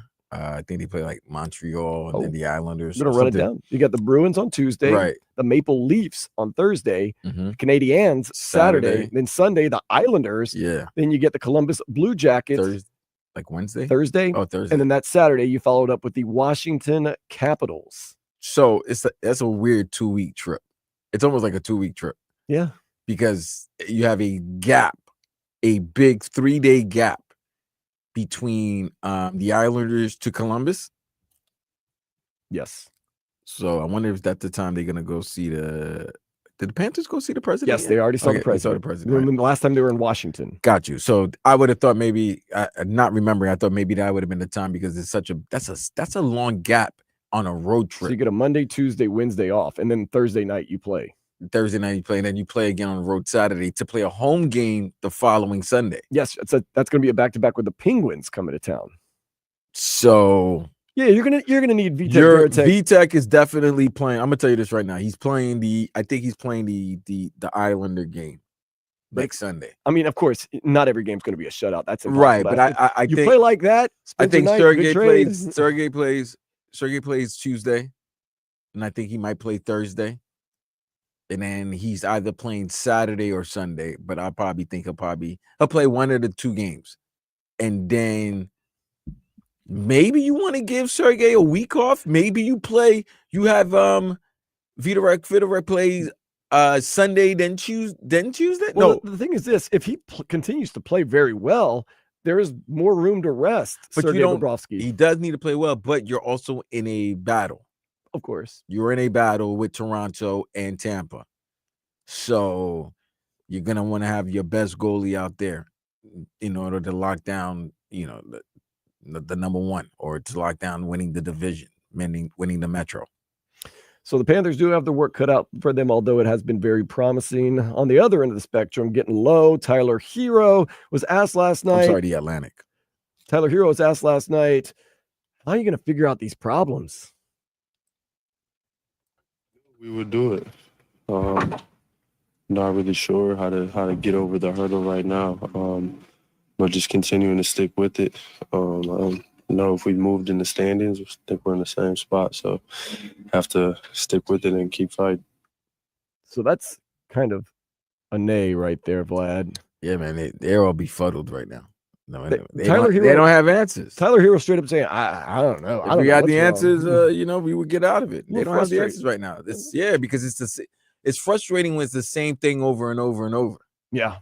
And it keeps happening. And it's coming. And they know it's coming. And they talk about how they're going to stop it. And they discuss how they're going to stop it. And they try to execute to stop it. And it doesn't work. And then Tyler's like, we didn't really lose any positioning. It's like, and then you're trying to, it's like, man, you didn't gain any positioning. It's so crazy. And if you've ever been on a sports team, you've probably gone through something like this where you're a little bit of a tailspin and there are no answers. And it's as simple as all of a sudden shots just start going in. Well, what are you guys doing different? Making shots. How did you make that happen? I don't know. We just finally started making shots. It can be as simple of an explanation as that. And sometimes really it is. We try to look into all this stuff like, oh, what about the rotation? Or what about this? It's as simple as contagious making shots. Tyler starts making shots. Bam starts making shots. Terry Rozier starts making shots. Next thing you know, like, oh, this Heat team is, gangbusters. Right now, though, it's like getting punched early in a fight and you're kind of dazed. You got to work your way through it because right now the Heat are just kind of grasping at straws. One guy who's been great, especially since he's gotten Jimmy Butler, but he's really been great his whole entire career, the legendary Steph Curry. He passed another milestone last night.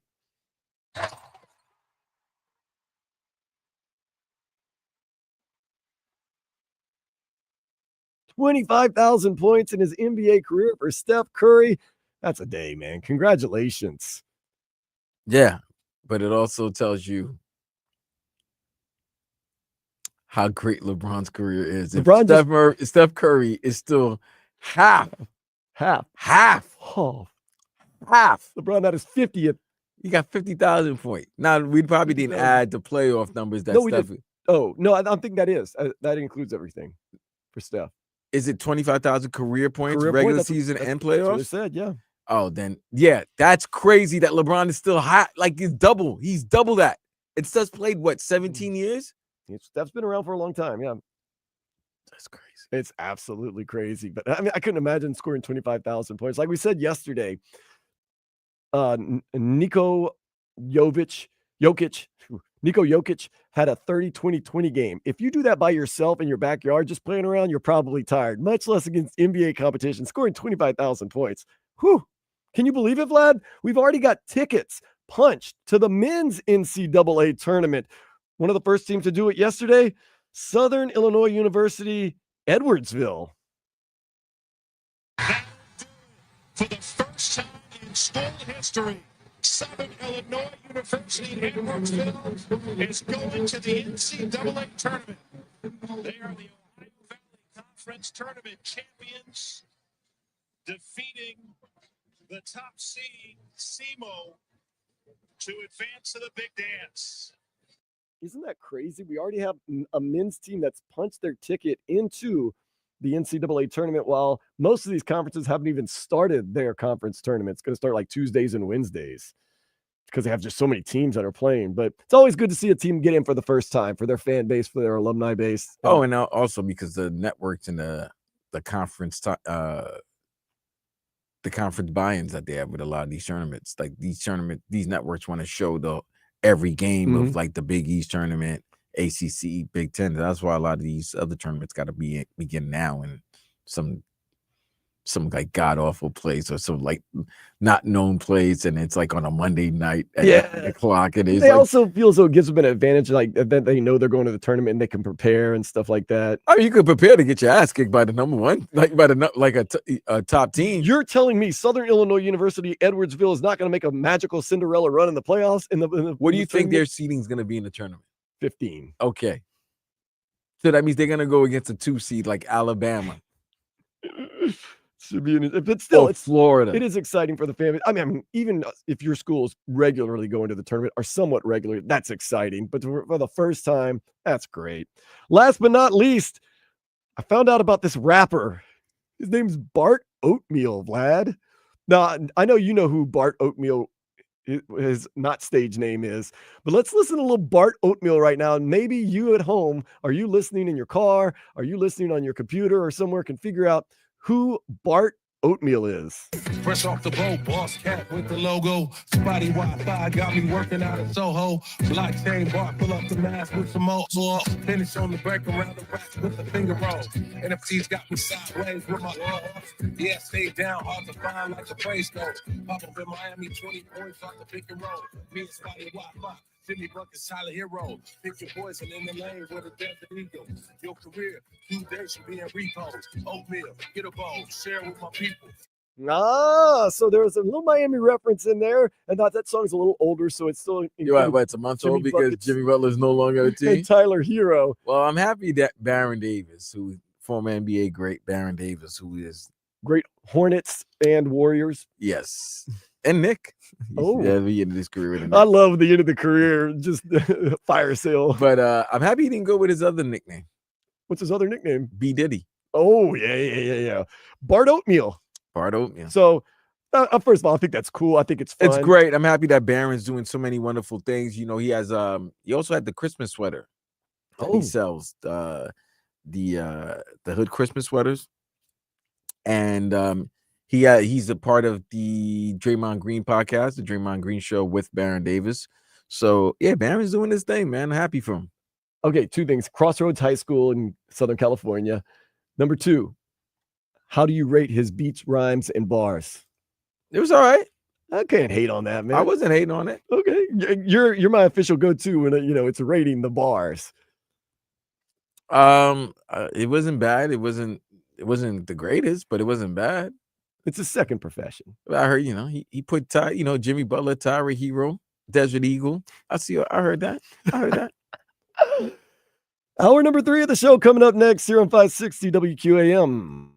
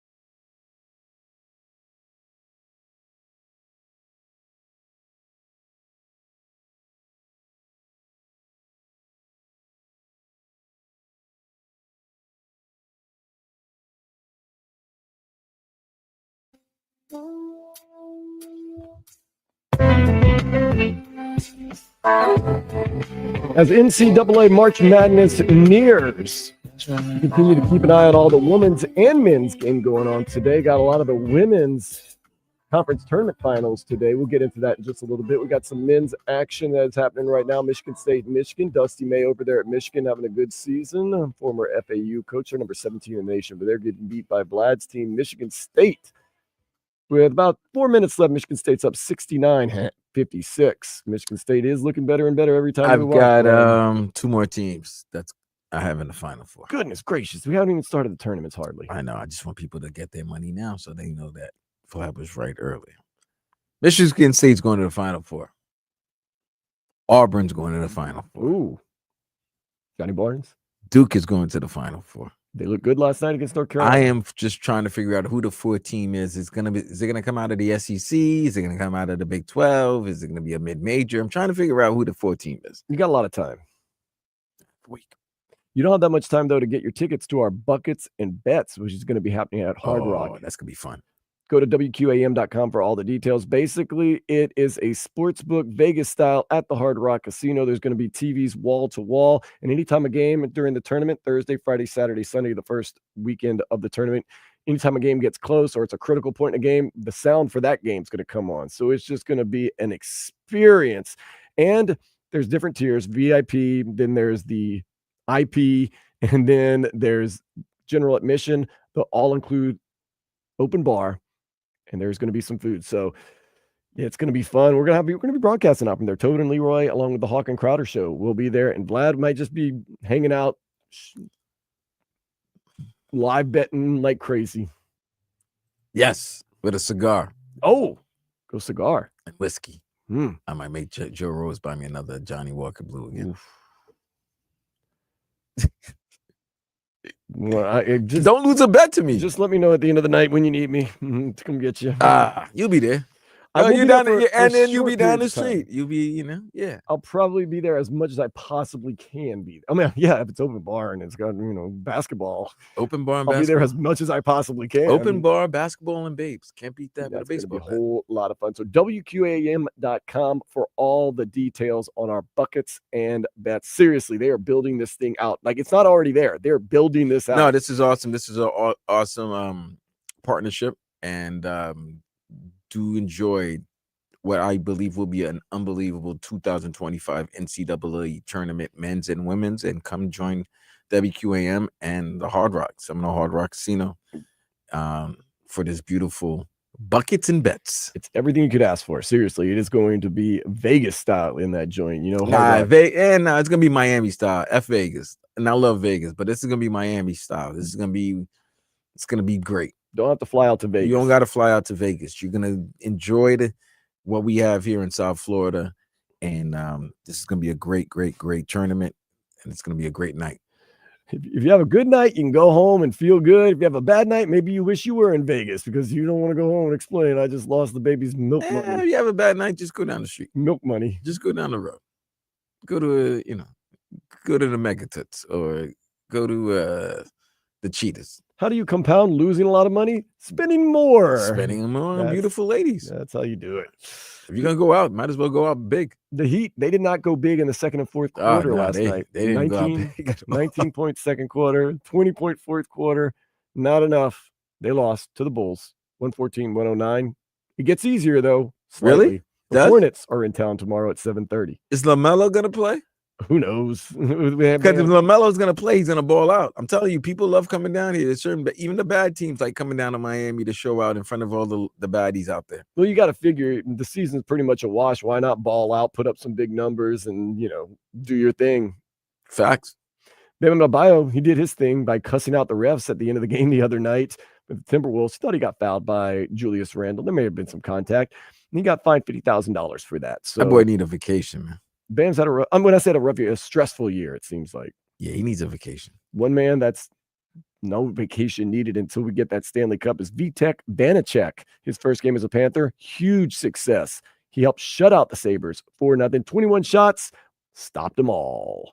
Cats, winners of 6 in a row, head to Boston to take on the Bruins Tuesday at 7. Boston is basically punted on the season. Yeah, wait, hold on. They might have punted on the season. But you know they did win last night in Tampa.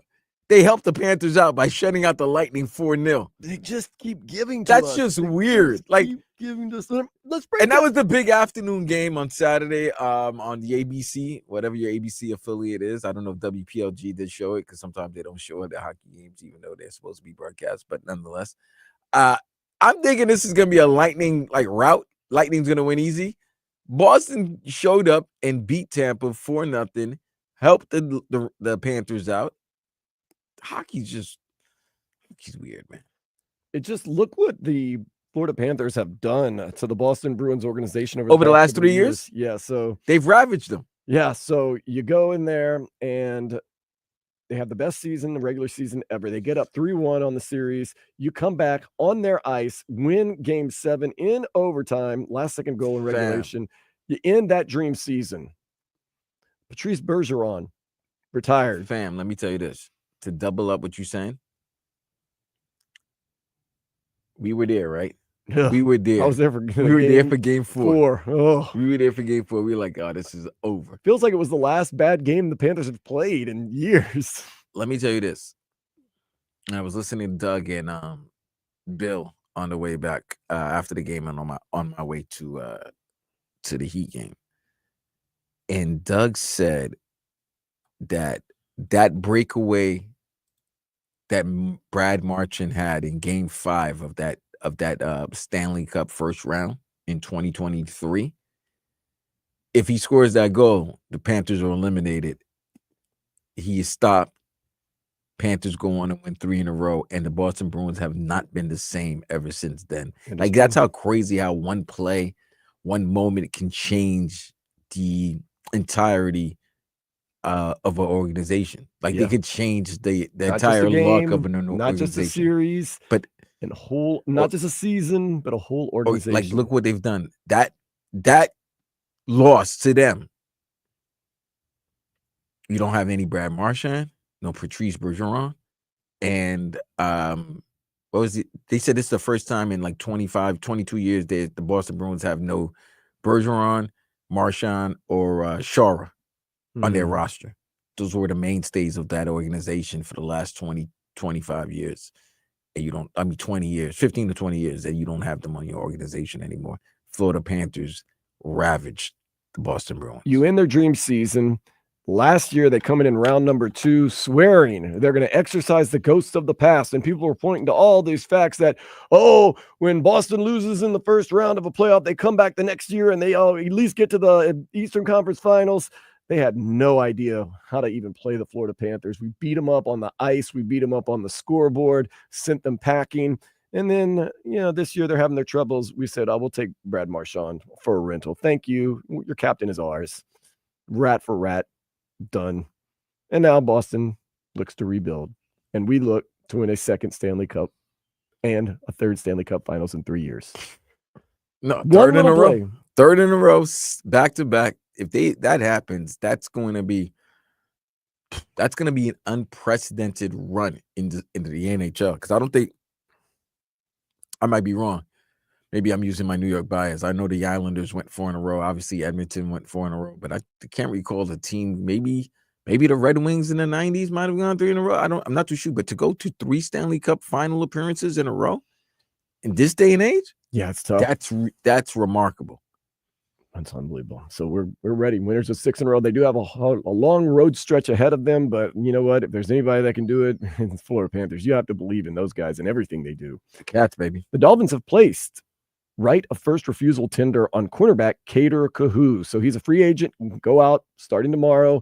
He can do the whole talking to other teams. They can offer him stuff, but we have the right to match that offer. And if we match the offer, Miami Dolphins, he will be retained by the Miami Dolphins.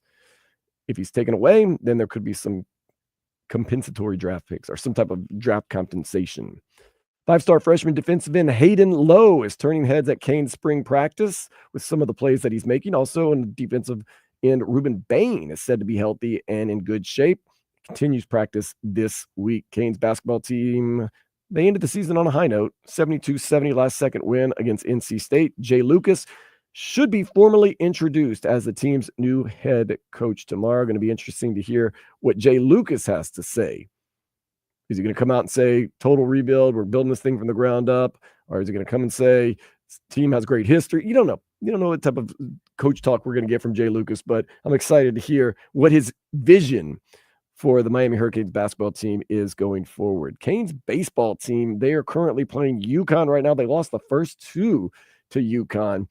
And oh man, they were going in the right direction. And then they hit a snag against the Huskies, which is interesting. Do you ever go out to the baseball games, Vlad? No.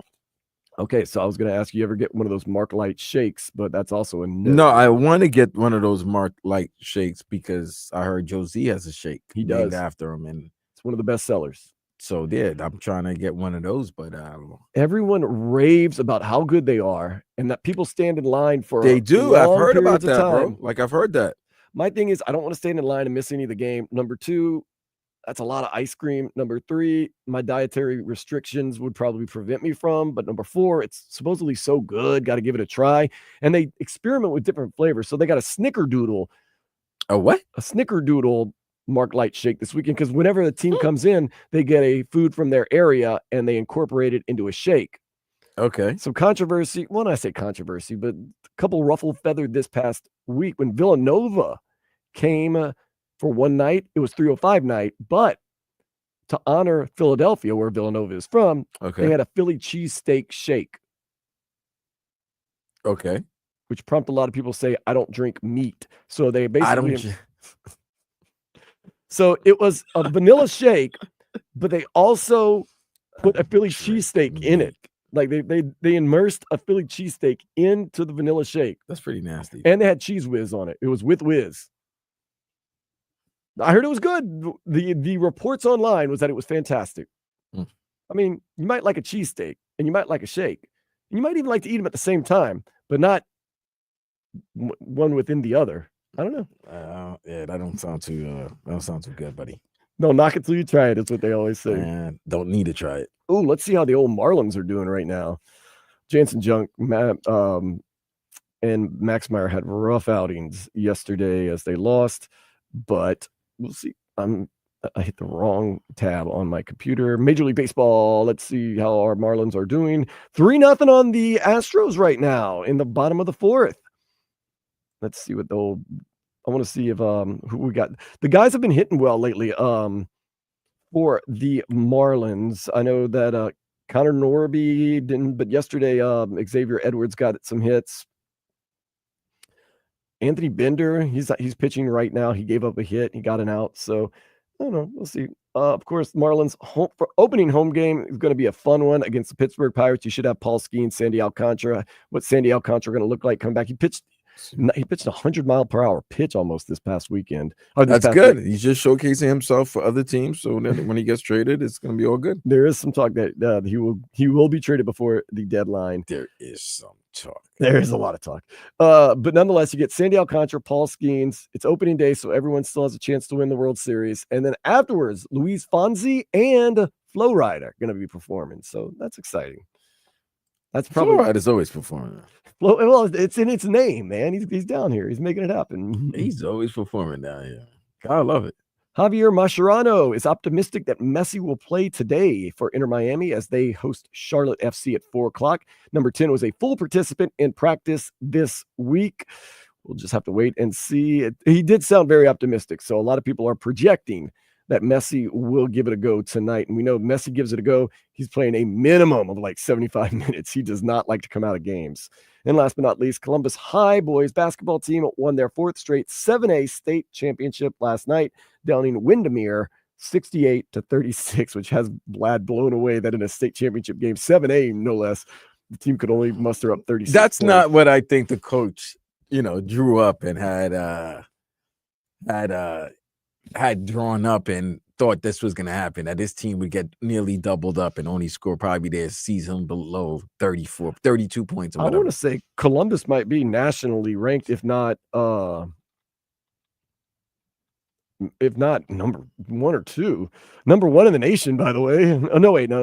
I want national rankings. I don't want local. We know local. Columbus is the number 1 ranked team in the country by USA Today. Okay. So they basically just won a national championship, I'm guessing. Pretty much. Man, they have got some recruits. Cameron Boozer, the number 2 ranked recruit in the class of 2025. His brother, Caden, the 20th recruit. Caleb Gaskins, the 11th recruit for 2026. And Jackson Richardson, the 19th. Holy goodness, Vlad. Duke got a, yeah. And if that's Jay Lucas that was doing all of that, that's good. My goodness. So they had this year's 2nd and 20th, and they have next year's 11th and 19th. Yeah. That's probably why the score was as lopsided as it was, 68-36. You got 4 top 20 players. But you played some good players in your day. I'm back just in New saying, York. like, yeah, they're supposed to win. That's what happens when you've won the last 3 championships. All the good players are going to come to you. You're the coach. That coach is as good as, it's almost like a college recruit, like a college coach. Well, they talked about Jay Lucas possibly hiring the head coach at Columbus as one of his assistants. Right, because if that's your boy, that's your man's, right? And he's getting all the top young kids to come to his high school, and you're forming a great team that's going to the state. Maybe you have your own AAU team with these guys, because that's another way of making sure your team is great by putting them in AAU teams, traveling teams where they have a bond. They know the offense that you're trying to run, the defensive schemes you're trying to run. So yeah, those guys have probably played together over the last 6-7 years. In some team, AAU, some whatever tournament, they've been together for a while. So when you get those guys, guess what? Colleges, the top recruit, the top assistant coaches are gonna go to you to try to get the players from your high school. It's almost like a pipeline, bro. Yeah, I was gonna say, why not make Columbus High the pipeline to the University of Miami's basketball team, man? That was just with that type of talent. Goodness gracious. It's a pipeline. Speaking of goodness gracious, let's go ahead and take a step into the day spa. How do you feel about this one, Vladdy? A new edition of Monopoly will have no cash. Instead, it'll have a cash app and no math will be involved. Wait, what? Yeah. New edition of Monopoly. No cash is involved. No money. So it's like it's an app. So it's like almost a fake app. It's an app that you just use. It's an app, no but there's no money. Right. It's a cash app with no math involved. Just like, So what? So everybody's gonna have their own cash app name and stuff like that. And if I go to jail, if I go to your jet, if I go to your hotel, if I go to if you got Park Place and Boardwalk, you're gonna charge me. It's just gonna go. It's just gonna be like taking it out of your app account. Everybody, the world we live in. I don't like it. I'm just scared that there's no math involved. I don't like it. Give me the fake money. I like the fake money. I don't feel rich. What's next? We're gonna be playing with Bitcoin. Of course, Dogecoin. It's the world we live in, man. What kind of world we live in? Everything. Oh my god. You know what? People don't like people. Don't like people. People don't like real. Everybody artificial intelligence, man. People don't know how to talk to people no more. That's what's wrong with this.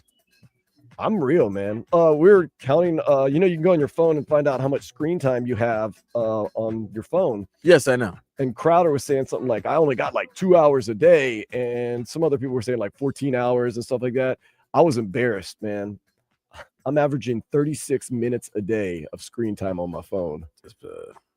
That means I'm doing things. Sorry, I don't have time to play. Although I do like getting on Instagram sometimes, man. Woo.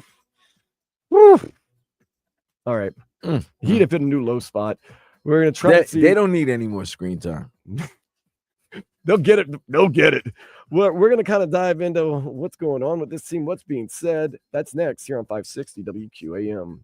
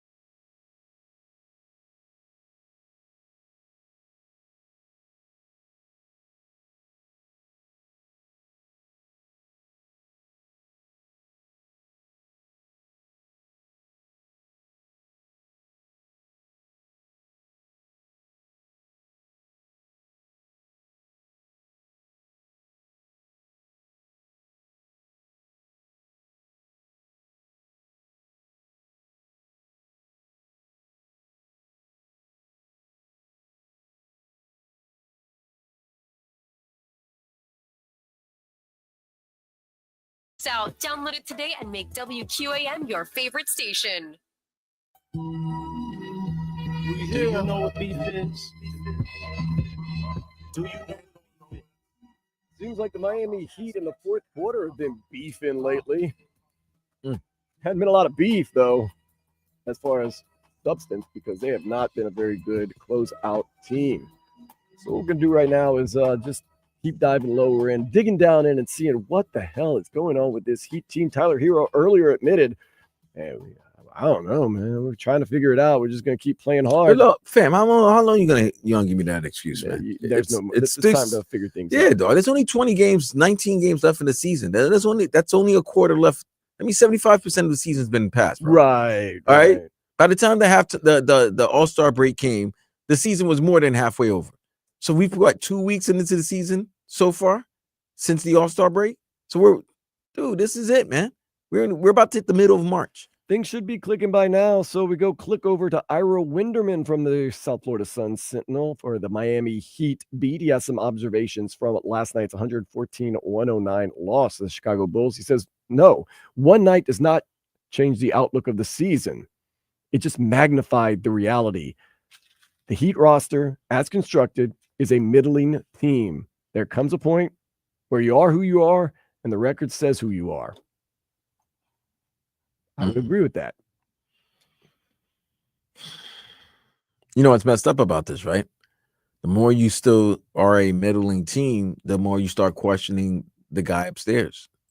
And you start asking if he's, what the kids say today, wash, is the game passed you by. But that's only because a move was made, because your best player at the time, or maybe not even, maybe your best player, but your most known player at the time wanted his money. There was you didn't want to give him the money, at least not until he proved it to you. Whoever side you're on, fine. You made the move, but the players you got returned back, or just not impacting the game the same way the player you traded is impacting games for his new team. Yeah.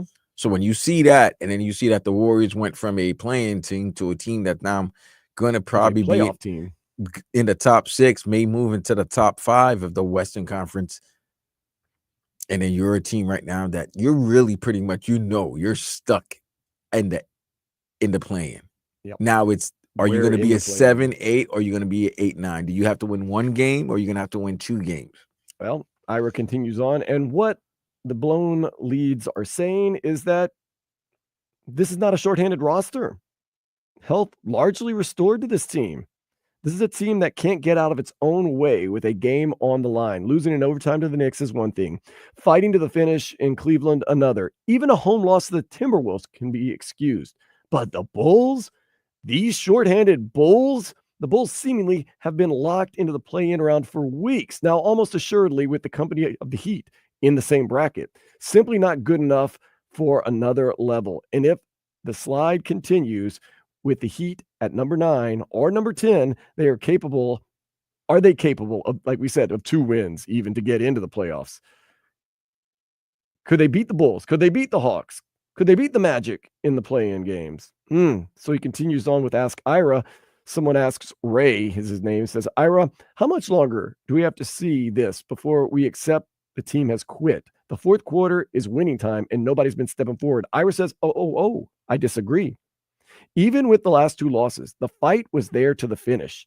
The Heat trying desperately to force turnovers in the final seconds, almost pulling off a miracle comeback Friday against the Timberwolves, and bodies flying at close against Chicago. The reality is the talent is not there. Or more to that point, the two-way talent. It's almost a pick your poison at the close, whether you go to your scorer or defenders. What need are players we need players that are both. Bam Adebayo, sure. Andrew Wiggins, we simply have not seen enough. That's why you've seen Eric Spoelstra picking and choosing, as with Terry Rozier and Khalil Ware. The roster Pat Riley has left Eric Spoelstra is not necessarily built for closing time, which goes back to your point, Vlad. Where does the blame start to go now? Maybe it goes up. It's simple. Like I said, it's the talent level. It's not Eric Spoelstra not having a But- great coaching Okay, year. so It's not Jimmy leaving. It's that you don't have so the let me guns. ask you this: even if Jimmy was there, he that's what he was complaining about, that there wasn't enough around him. I think you have good supporting players. Do you have a top guy right now? No, No, you don't. but when Yep. you had Jimmy, okay, is it safe to say that Bam is a good number 2? I would say Or- Tyler and Bam are both good number 2s. Okay, so then you need a number 1. So what you're saying is you have the supporting guys, you just need a superstar. But by Ira's saying they're not talented. They were never the most talented team, and they haven't been the most. Even when you had the big 3, you those 3 were talented, but the players around them, they were skilled. They were probably really good in their roles. What the Heat have a good guys who are good on their roles when they know what their roles specifically are, but you don't have that guy. You don't have the guy that can get a bucket for somebody else, and also a guy who can lock down the other team's best player. Lack of two-way players outside of Bam. I get that. What he said, the lack of two-way player, fine, I give you that. But what does that mean? Because here's the other thing. The players that you would need if you're looking for the superstar, and the names that everybody keep on saying, the names that's always been mentioned for over the last 2-3 years down here in Miami, is Kevin Durant. Cool. But he's also going to be a 37 going on 38-year-old guy who may not be the same two-way player that he once was. He may be very good on one side of the equation, but he might not be great on the other. And I think he's a really good defender. But I'm just saying, like, the impact. Like, are you going to say KD go guard Luka? KD go guard Jason Tatum? KD, KD go start Donovan Mitchell? Like, you know what I mean? Yeah, we're short on two-way players. And Jimmy said that. But I don't without think saying that for years, saying I need more help. I cannot carry this. I would think team everywhere. But what he was saying is, and this is why I asked you the question about Bam and Tyler, because what I'm saying, from the way it seems like they're good 3 and 4s. You understand what I'm saying? Like, he needed a Robin. He didn't have a Robin, or he didn't have a, what people really want are Batman and Superman. That's what they really want. They want Jimmy and Kevin Durant. Everybody wants a Batman. That's what a dynamic duo. Like, you see Luka, you see LeBron. That's Batman, Superman. Yeah, that's not Jalen Brown, Jason Tatum, Batman, Superman. Yes, that's what you want. That's what you want. In today's NBA. That's what you want. You don't need. It's not really the Robins are the 3rd and 4th guys. Yeah, the Robins are the other guys. Right, the number 3s and 4, and I think that's what it is. Jamal Murray is a Robin. He's a great Robin, but he's still a Robin to Luka Doncic. To Joker's. Right, he's not a Batman, but at the time he was. But when you get Aaron Gordon, he's a cool whatever you want to consider him, number 3. But you don't have a Batman, and Jimmy might have playoff Jimmy. We hear that, but in all honesty, was Jimmy a guy that you can pencil in 25 points a game? No.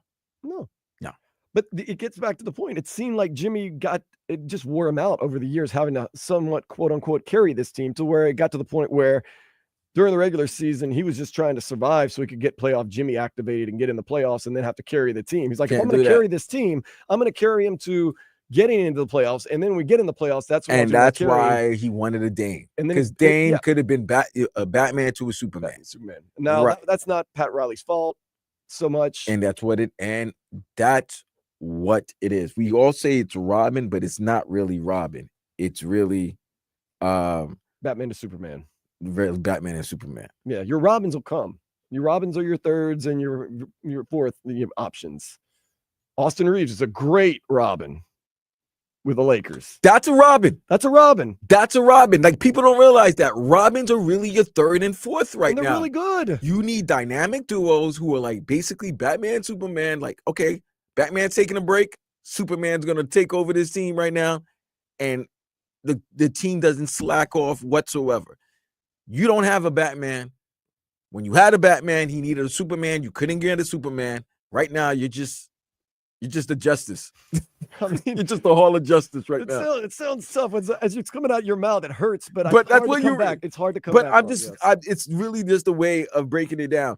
Rothschild, he messaged us from YouTube saying it's not talent, it's conditioning. They aren't running enough. The other teams are outrunning us in the fourth quarter.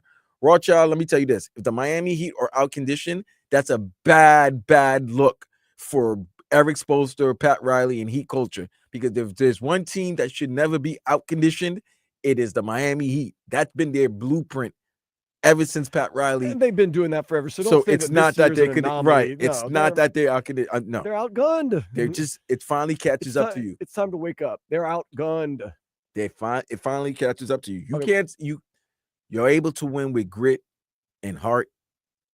You're gonna continue winning with that, but you need to have talent. You need to have Closers, and you need Closers, to have killers, and you need to have dogs. Whatever the terminologies that people want to use. And Ira brings up a good point. You need more two-way players.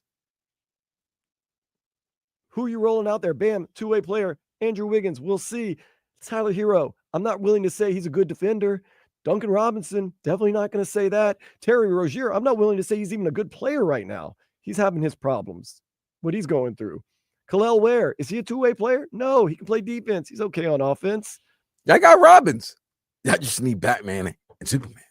That's what you have. That's the problem. Another question for Ira over there at the South Florida Sun Sentinel. Why was Terry Rozier in the game for the entire fourth quarter and Khalil Ware on the bench? A lot of people have been asking that, including my cousin Vladimir Lewisson. I think coaching is also going down fast. That's Roland from Borrego Springs in California. Ira says, there certainly have been some interesting personnel choices in the rotation. That's saying subtle, but nonetheless. Saturday was a bit unique with Khalil Ware coming off nearly a week away, and with Andrew Wiggins having been out longer. And it also was the fifth game in 7 nights. But yes, it has been interesting where Eric Spoelstra has gone with some recent closing decisions. I don't like that excuse of, we're taking Khalil Ware out because we need to guard the perimeter better at a closing game. Listen, I've heard people talk. I'm thinking, all right, maybe it's just a little thing, but those who've been wanting Khalil Ware to be part of this rotation since the beginning of the year might have been right. They've been right. He justified it in a month. And it seemed, you know what it seems like, Dan? You know what it seems like, who's in? The minute the man started getting recognition and props for his brilliant play, and all of a sudden he was the favorite for Rookie of the Year, it's like Spo's like, nah, let's slow that down. Let's slow your roll. Yeah. Yeah, let's slow that. Injury had something to do with it. I know. You're like most Heat fans. I don't want to hear that. I don't want to hear They're that. young. He was young. He's young. He's athletic. He can play. He can bounce back. I don't know. It's like, dude, it's like the kid is doing everything to earn his stripes, but it's like, nah, you got to do more. Nah, I don't want to give it to you. And I don't like that. Oh, we need to guard the perimeter better. You put a 7-foot guy with a 7'3" or 4-man wingspan and your hand in someone's face shooting a three. Not too bad. I don't know.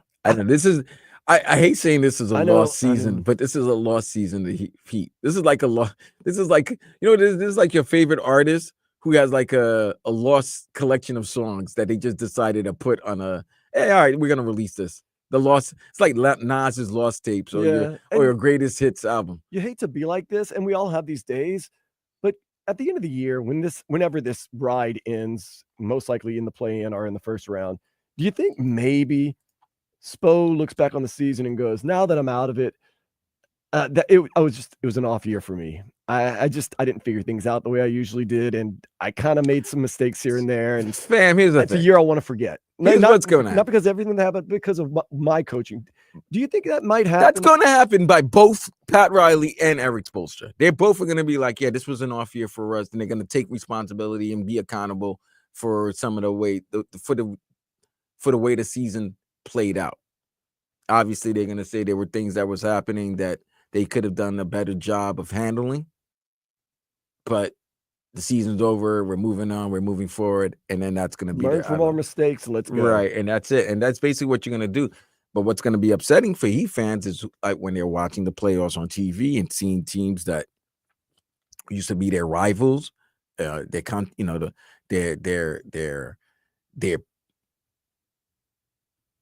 teams that they hate the most, whether it's New York, Boston, you see the Lakers with LeBron, you see former players, former assistant, former coaches having success, and you're going to start looking at your team and questioning, is your team near any of those other contending teams. It's the same situation that Dolphin fans look when they're watching the postseason and they're seeing the Bills, the Ravens, Texans, obviously the Chiefs. When you see those teams and you're like, and you compare them to your team, is like, are the Dolphins near or the Heat near any of those teams when you're watching the postseason? And you get to the clear realization that no, they're not. They're like they're far away. I know we're lowest of the low right now, and we're feeling really bad, but the cutoff line of who the Heat could beat in a 7-game series, it's with the Pistons. They can't beat the Pistons. You couldn't beat them in a 7-game series? No, you're not beating the Pistons. You can't beat the Pistons in a regular season over the last 2 years. What makes you think you could beat them in a 7-game series? And if you ask me right now in a 7-game series, not that they would play each other, but Cade Cunningham's the best player out of in both teams. Yeah, he's good. As a matter of fact, to go by what you were saying, but man, I have what team in the postseason right now in the Eastern Conference that you say the Heat have the best player in going in any of the teams? Ooh, let's see. Cavaliers, definitely not. Celtics, definitely not. Knicks, definitely not. Bucks, definitely not. Pacers, definitely not. Definitely not. Tyrese Halliburton's really good. And Pascal Siakam is better. Who is Bam Adebayo better than Trae Young of the Atlanta Hawks? Trae Young leads the league in assists. It's due to Miami. It's Tyler Hero and Bam Adebayo better than Paolo Banchero and Franz Wagner? It's close. I don't think so. It's close. But I have no confidence that we could win it. I think we could squeak by a 7-game series against the Pistons. I don't think so. I don't have confidence we'd win a 7-game series against the Pacers, Bucks, Knicks, Celtics, or Cavaliers. And mind you, you're not even going to meet that because you're going to be the right. I bet you'll be 7 or 8, so you're going to play the top dogs, and you're not better than any of the 4 teams. As you look in the Parthenon, just in the East, the top 4 teams, you're not better than. I wouldn't win. I don't think we win a 7-game series. I know we beat the Pacers the other day, but in a 7-game series, I don't think we get them. I think we could squeak by on the Pistons and then everybody else. But then, don't even look at the Western Conference. I'm not. No. Forget the West because you're not going to get to. I'm trying to forget the West. I'm talking about the teams that are ahead of you right now. You are 5 games below 500 right now. 5 games below 500. That's nasty work. Even all the struggles last year, you guys finished with 10 games above 500 last year. Was it like 46-36 last year? Or 40? Yeah, it was like you guys finished 10 games above 500, even though you were a playing team. And we're like, damn, Heat were 10 games above 500 and they're a playing team. That's how good the East is. And that means you got to win games. You can't just be resting or sitting out games. You got to win these games in the regular season so that you're not in the situation where you have to play the play-in. Now you better be. There is luck that there is a play-in right now. To bring things, full circle right now. Bukaki. Going back to Damian Lillard and the whole situation and Joe Cronin and the Trailblazers, they're a total clown show, everyone wants to say. Right now, as it sits, 29-34, we have the exact same record as another team that has been an absolute terrible disappointment, the Phoenix Suns. We have the same record as the Phoenix Suns, and we are slightly better record. And you only have you're 1 game ahead of Joe Cronin's Portland Trailblazers. The clown show that we call the Trailblazers. Who, in reality, have been playing great basketball. Right. Have played above saved Chauncey Billups' job because I think Chauncey's showing how good of a coach he is. They're a team I'm worried about because those young Thundercats are getting a lot of confidence. They're not afraid to play anybody. They gave Boston hell, even though Peyton Pritchard and Derek Wright dropped 40 on them. 40. But they gave them hell. They gave Cleveland hell the last weekend. Yeah, they took them to overtime. Like Portland's no joke. That's not you can't listen. Let me tell you this about this NBA. Even the bad teams are good. The Wizards and the Pelicans are not that good, man. Wizards can give you you F around with Zion playing now. You F around and find out with the Wizards because you can lose a game. You F around and find out with the Brooklyn Nets. You're gonna lose a game. We did. All right. That was an infamous 8-9 point. You F around and find out you with the Bulls, you'll lose. You F around and find out with the Jazz, you'll lose. Don't worry, Vlad. You know all about that. Don't worry, Vlad. You heard it from both Spo and Tyler Hero last night. We're gonna figure it out. Yeah, you figure it out. But while you're figuring it out, don't F around while figuring it out. Because guess what? You'll lose. And you end up being 5 games below 500. 29-34. Something or nothing next here on 560 WQAM.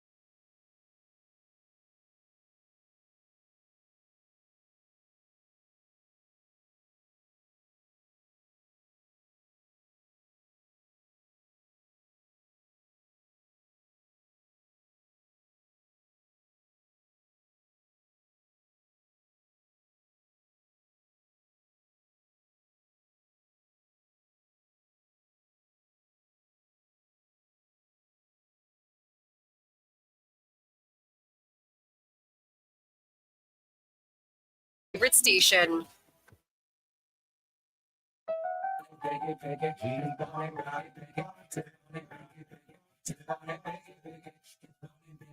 Time to take a little break, throw all the Heat action, and do some something or nothing. Where I ask my cousin Vladimir Lewisson, I am Dan Day, by the way, if it is something or nothing, he lets me know whether I should think about this as something or just dismiss it as absolutely nothing. We heard yesterday former Kane and, oh yeah, by the way, Shamadan Madonna alum Greg Russo got that contract extension. Well, there was more in works than just his contract extension. They said now that we got him locked down, 8-time Pro Bowler Von Miller, bye-bye. He was cut by the Buffalo Bills, something or nothing. It's nothing. It's because it's something that should have happened. Listen, Von Miller did. I'm not knocking him. He had his career. No, he had his career. He still got a career. I'm all for especially when it's not with my team. I'm all for old vets, like Hall of Famers, getting one last bag and stealing from other teams and fleecing them. And Von Miller did that after his great showing. Mind you, he was playing like dog crap in Denver. Got traded to the Rams. So it was like, oh, you got a chance to win. All right, let me do a couple of plays. Let me get a sack, force a fumble, be the defining play of the game, win the game for my team. And then I can get another contract because people are going to be like, oh, I'm a contending team that needs a pass rusher, a guy that can get a sack. Okay, cool. He got a 4-year, $120 million deal out of the Buffalo Bills. And I'm like, bro, he's like 28, 29. He's not going to see that. He's not going to see that career, that contract. And then guess what? He's played like. No, he's been a non-factor. Fam, what was it? 2023? Didn't he have like 7 tackles? He was making like $30 million and he only had 7 tackles, no sacks. You're talking me out of my next point. For the veteran minimum, maybe the Dolphins should kick the tires. F no. Are you mad, man? Well, you talked me out of saying that now. And here's the craziness. Buffalo actually said they would love to bring him back. Yeah, they'd love to bring him back for a reduced salary. For a veteran minimum like not Calais Campbell, like Terron Armstead. Yeah, nah, bro. Like it's a great move signing Rousseau because Rousseau's been just so steady, man. He's been such a steady He's been player. a pro. He's a pro, right? But Von, whether it's been injuries or he's just washed right now. Like he's washed with no. He's had a good career. 8-time Pro Bowler. Hey, he won a Super Bowl MVP. No downy in that wash. Super Bowl MVP. No fabric great career. softener. I wish I had one of those things. Just straight cold wash. Let's give some love to the ladies real quick. Women's Basketball Conference Tournament champions today. You got ACC NC State versus Duke. That's going on right now. You got the Big Ten, UCLA versus USC. Oh, the third time. The third time is a charm. Hey, man, if Juju's playing, I'm watching, man. And I'm watching all these women's games. Yeah, the SEC, Texas versus South Carolina. That's at 3:00, about to start. And then Big 12, Baylor, TCU, that's at 5:00. Look at us. These games are exciting, man. Look at us over like the last games. 3 years talking about women's basketball, pros and college. It's just such a different sport than it was when I was growing up. It's just it's done everything right over the past, 20 years. And they've done it right.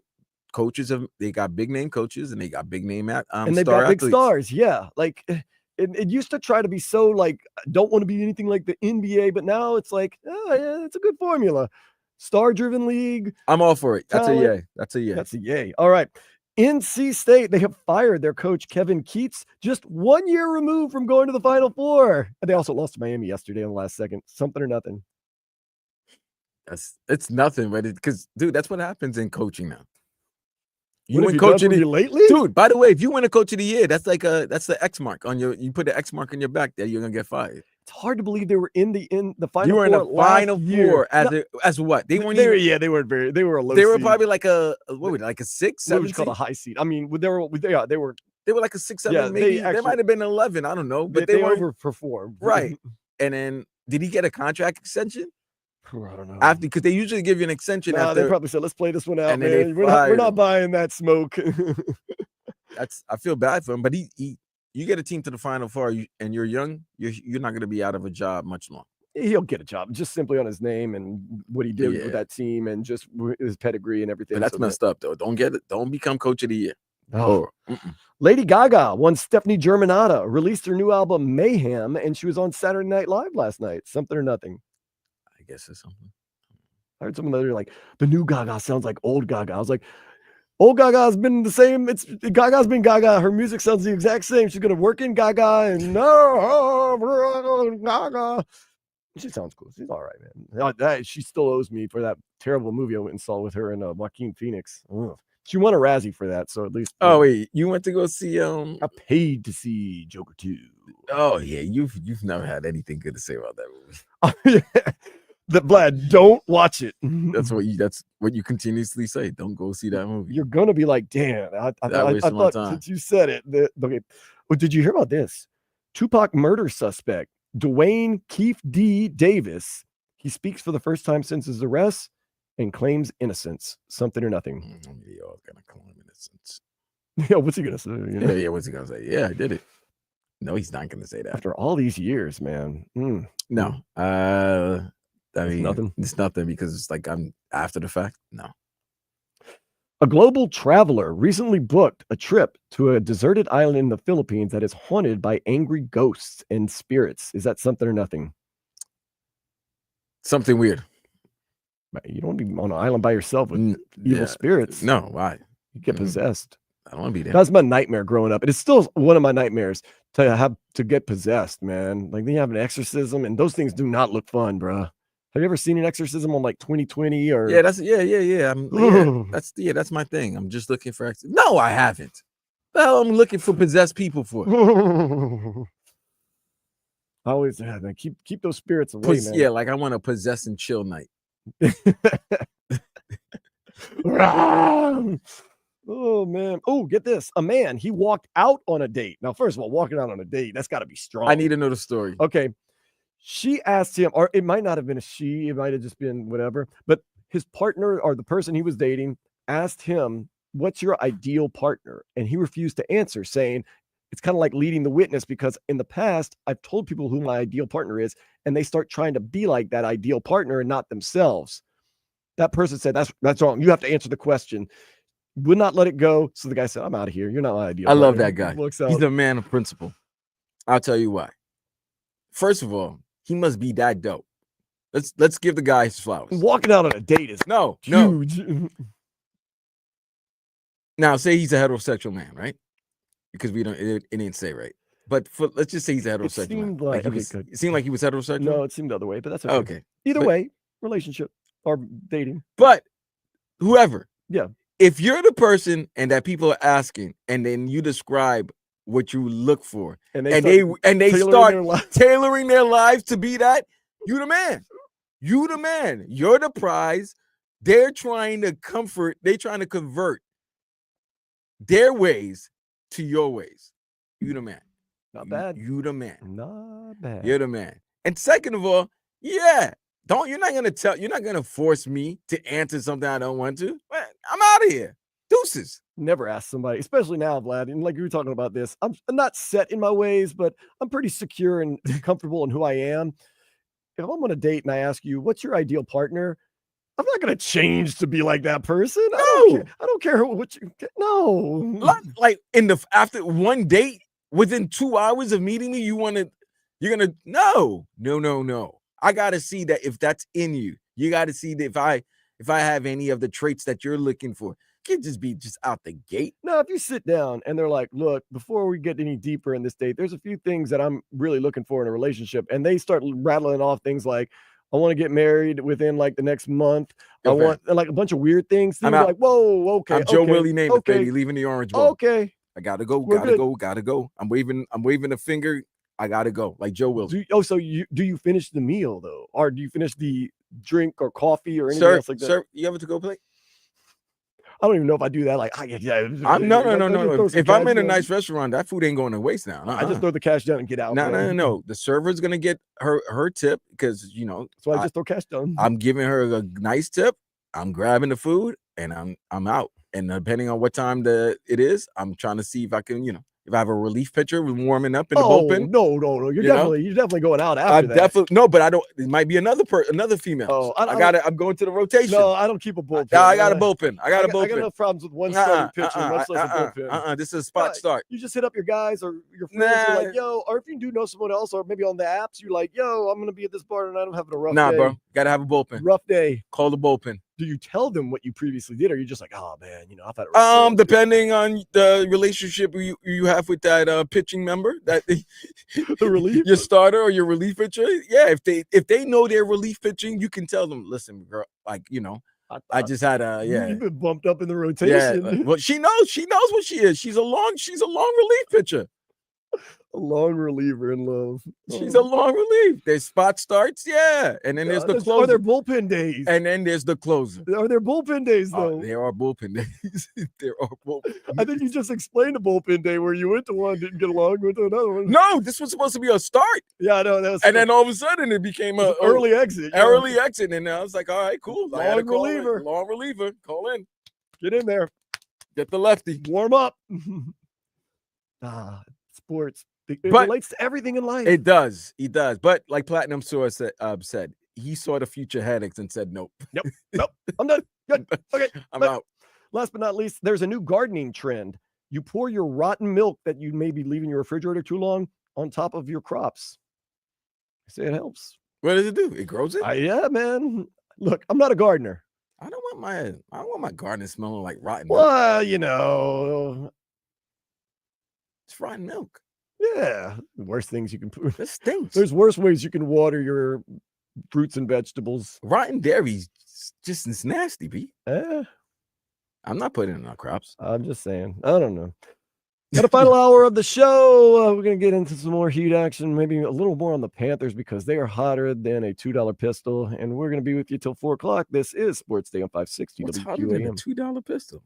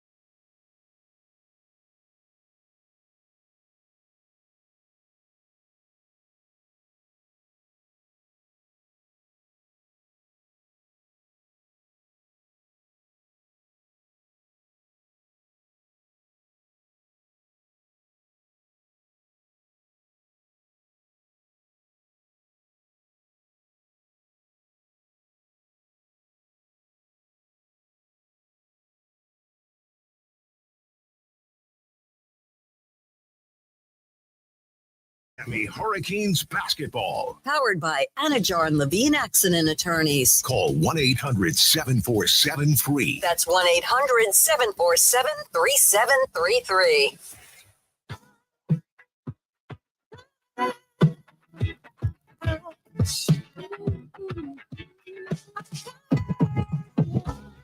Sports Day on a Sunday. We got one more hour with my cousin Vladimir Lewisson. I am Dan Day at Dan Day Radio. He is at Vlad 2078. Throughout the week, we'll be posting different clips, whether they're serious, whether they're funny or not, on the YouTube page. Just check it all out. X.com, Facebook, Instagram, YouTube, the whole 9 yards. You can get into the show, 305-567-0560. Recently, 305. He texted in, Vlad, a couple of thoughts on Bam Adebayo, how we're talking about, is he a 1, is he a 2, is he a 3, what's going on with this team? He says, y'all tripping. Bam is a 3 on an NBA championship winning team. Isn't that what I said? Right. I'm not arguing. If Bam is your third best player, you're doing pretty darn good. Heck, we almost won a championship with him. What I've said. We almost won a championship with him being our second best player and Jimmy Butler. So, yes. Yeah. He also says, put Bam with any top 2 player on a team, and they're winning multiple rings. Once again, backing that up. Yeah, if he's your third best player. I said he's a Robin. Unfortunately, you need Batman and Superman on your team. And last but not least, this one stings a little bit. Bam is a more skilled Draymond Green. Agreed. Listen. He can score, though. Bam can score. He scored 34 the other night. Yeah, people are acting like Draymond some scrub or some bum or something like that. No. He's on the back end of his He may be the career, back end, but sometimes I know we like to make fun of the triple single, but sometimes the 9.9 rebound, 9 assist game is pretty damn effective. That means you had your imprint on this game in many different facets. So there's nothing wrong with that. I don't think we want that from Bam. Because obviously, you people always look at the contract and the hierarchy the person is on the team. So if you look at Bam, you've seen he's making that money. He's the captain. You're thinking he's supposed to be, he's not a Batman, but you were thinking he could be at least a number 2. But when you really look at it, he's probably a better number 3. You're not going to run the offense through him. I mean, you're not going to run the offense, your second unit with him. We darn near got to the promised land with Bam being our second best player and Jimmy Butler. Yeah, you put Bam as a 3 on a team, do some damage. But Draymond Green, first of all, very, very, very good situation. You've got the greatest shooter in NBA history in Steph Curry, still got gas in the tank. Now you got Jimmy Butler, one of the great in-between, I call him in-between players because he likes to play in the middle ground, get to the line. But that's a Batman and Superman. Right. But then you got Draymond Green, who just fill in the gaps, do all the nasty. He does his Robin role. We call him the trash man. He does his Robin role. You turn everyone else's trash into treasure. You get rebounds. You foul the right guy hard. You make passes. You make a basket here and there. It's a good situation. It's a good, and I hate to be like this, there's not going to be any winning or losing the Jimmy Butler trade because there's no way Jimmy's checked out. We weren't going to get anything for him. So if they make a run in the playoffs, and they might, and they go to the finals, you can't come back and say, oh man, they sure won that trade. It wasn't about winners and losers. It was about Jimmy's not playing with us anymore. What can we get for him? Where can we send him? And wherever he goes, whatever happens. So in months from now, weeks from now, I don't need to hear about winners or losers. I just want to hear that the Heat are not blowing fourth quarter leads in single point fourth quarters. That's how you lose a lot. Tough times. Low point in the season, though. I'll admit that. But 19-point second quarter, not exciting. 20-point fourth quarter, probably less exciting, even though I had one more point for the Heat last night as they fell to the Bulls. That's the Bulls, not the Cavs, not the Knicks. The Bulls. 114-109. The Hornets, not the Cavs, not the Knicks, not the Oklahoma City Thunder. The Hornets are in town tomorrow at 7:30. Got to get that win because, like we said, it's a gauntlet after that. They make it for Booze Marlin goes triple singles impact player now. I'm like, no, not it. Not saying that. It all depends on it's all in context. Like if somebody has a high area code of like 8.7 rebounds, 6 assists, that's an impact. That person he's packing the stat sheet. but he's making an impact. He's doing all the little things. Doing what you have to do. Yes, because maybe Right. Steph Curry has 37 points and Jimmy has 24. Can't be scoring 30 points too. But if he's setting a pick, if he's like hockey assists, all of that, like you can have an impact and an imprint on the game. And you may not have the highest numbers. The box score may not indicate your impact. That's what I'm saying. And with Draymond, his impact when the team is doing good and they have a clip when they had Steph Clay and KD, his impact was huge because he's doing the other things while you're focused on them and their offensive brilliance. He's doing all the little things. Sometimes the little thing gets a little overboard. He might kick you in the testicles, but or karate chop you or put you in a reverse naked chokehold. But nonetheless, he's doing things that are impactful in the game and in the postseason. So you don't want that for your Miami Heat because right now with Tyler Hero, an all-star, and Robin's an all-star too. Robin's are all-stars. But right now, I think you need, with the way you're looking at the league, and it's all about the dynamic duos, but your dynamic duos can't be a Batman and Robin. It's got to be Batman and Superman. So you look at it, Bam Adebayo and Tyler Hero, your two, number 1 and number 2. Andrew Wiggins right now is your number 3. And then, number 4,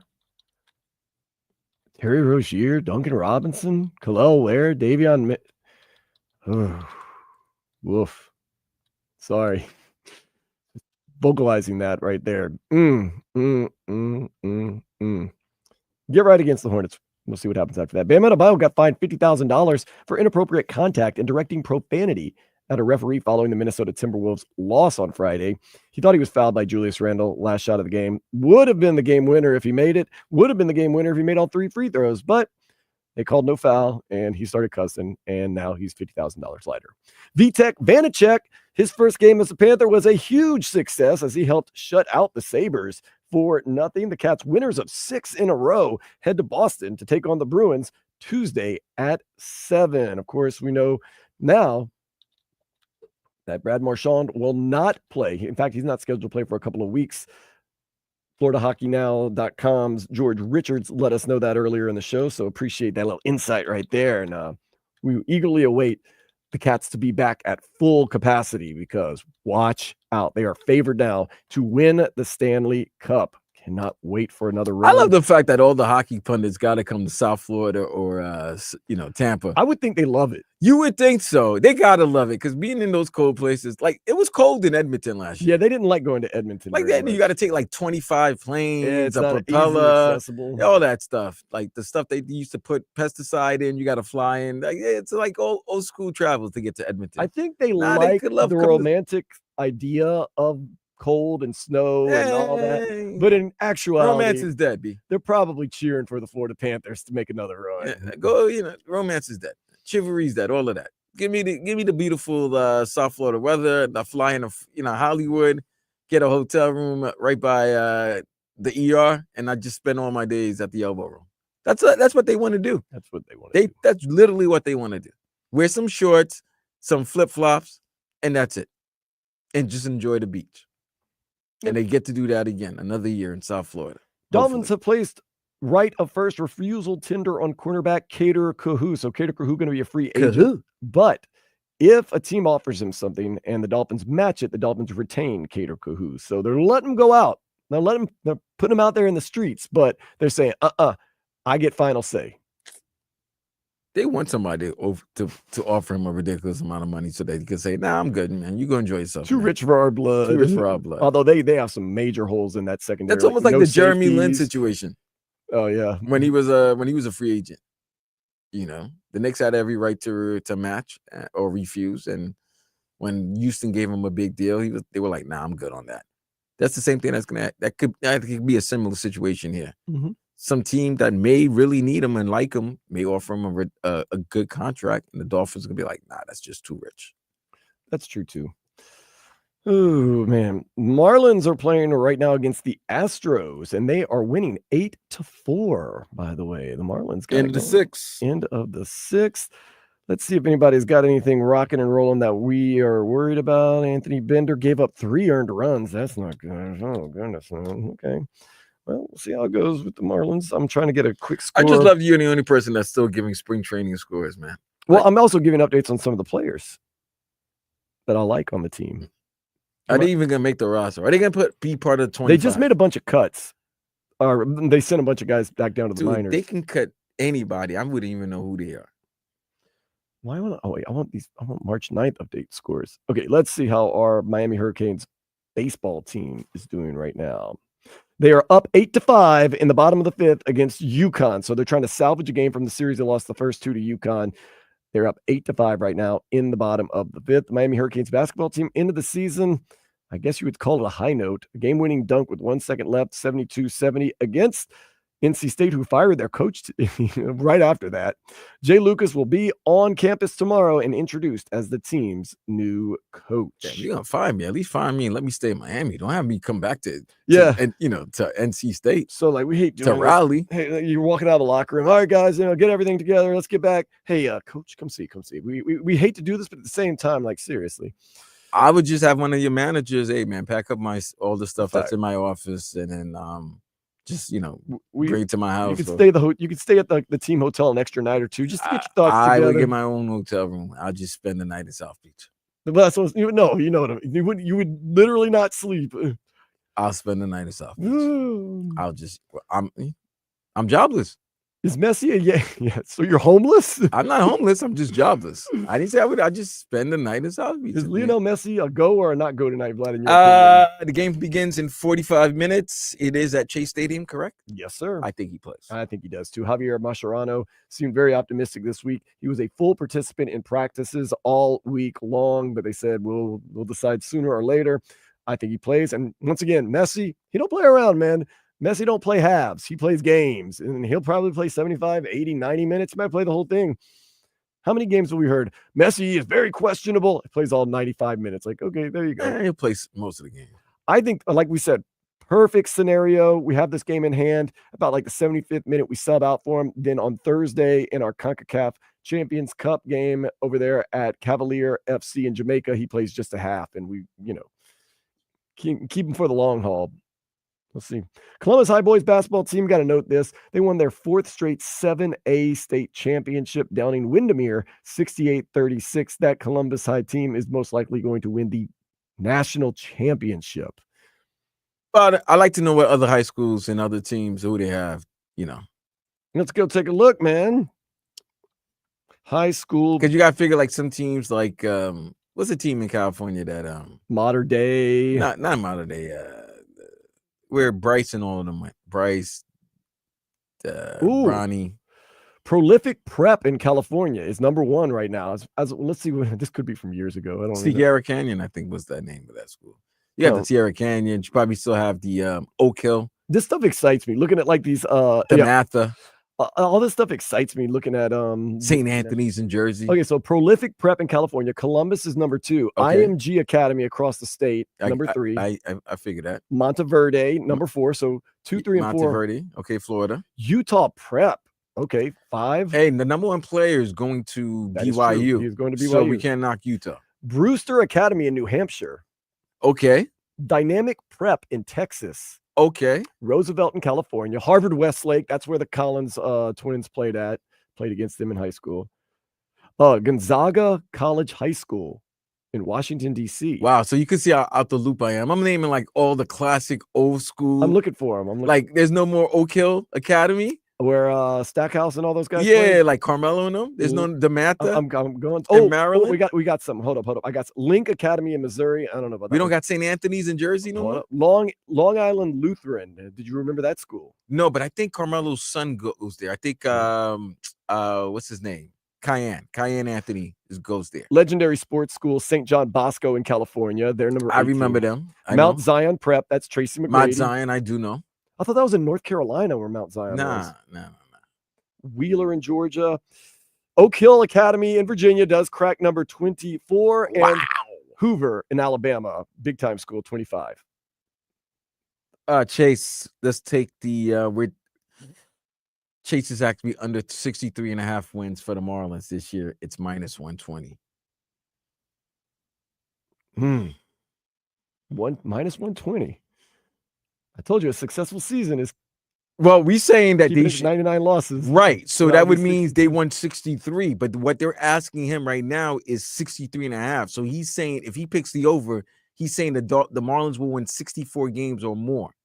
And it's at 120. It's at minus 120. I think they're. Ooh, I I just don't know hope if that's worth it, man. Yo, I don't know, Chase. So bet 100 to only win 120. Glad that's tough, man. I love my Marlins, and I believe that they can get to that. But yeah, Chase, I don't know about that, Chase.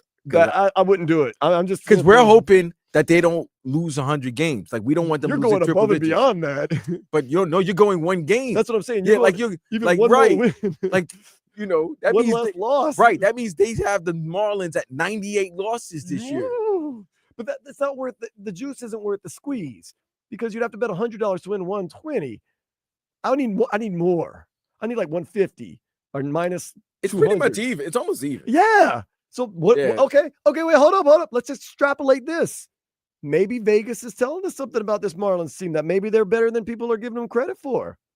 Nah, stay away from that, bro. Stay away from that. I'd stay away from it, but I'm saying stay away from that. If there's a silver lining, because maybe Vegas is telling us something. This is the type of bet in the last week of the season. Oh, you're sweating bullets. Marlins got like 62 wins, and they got like 6 games left, and they start losing, and all of a sudden you be freaking. Oh my God, you're gonna be sweating. And Clayton McCullough just starts pulling people like, no point.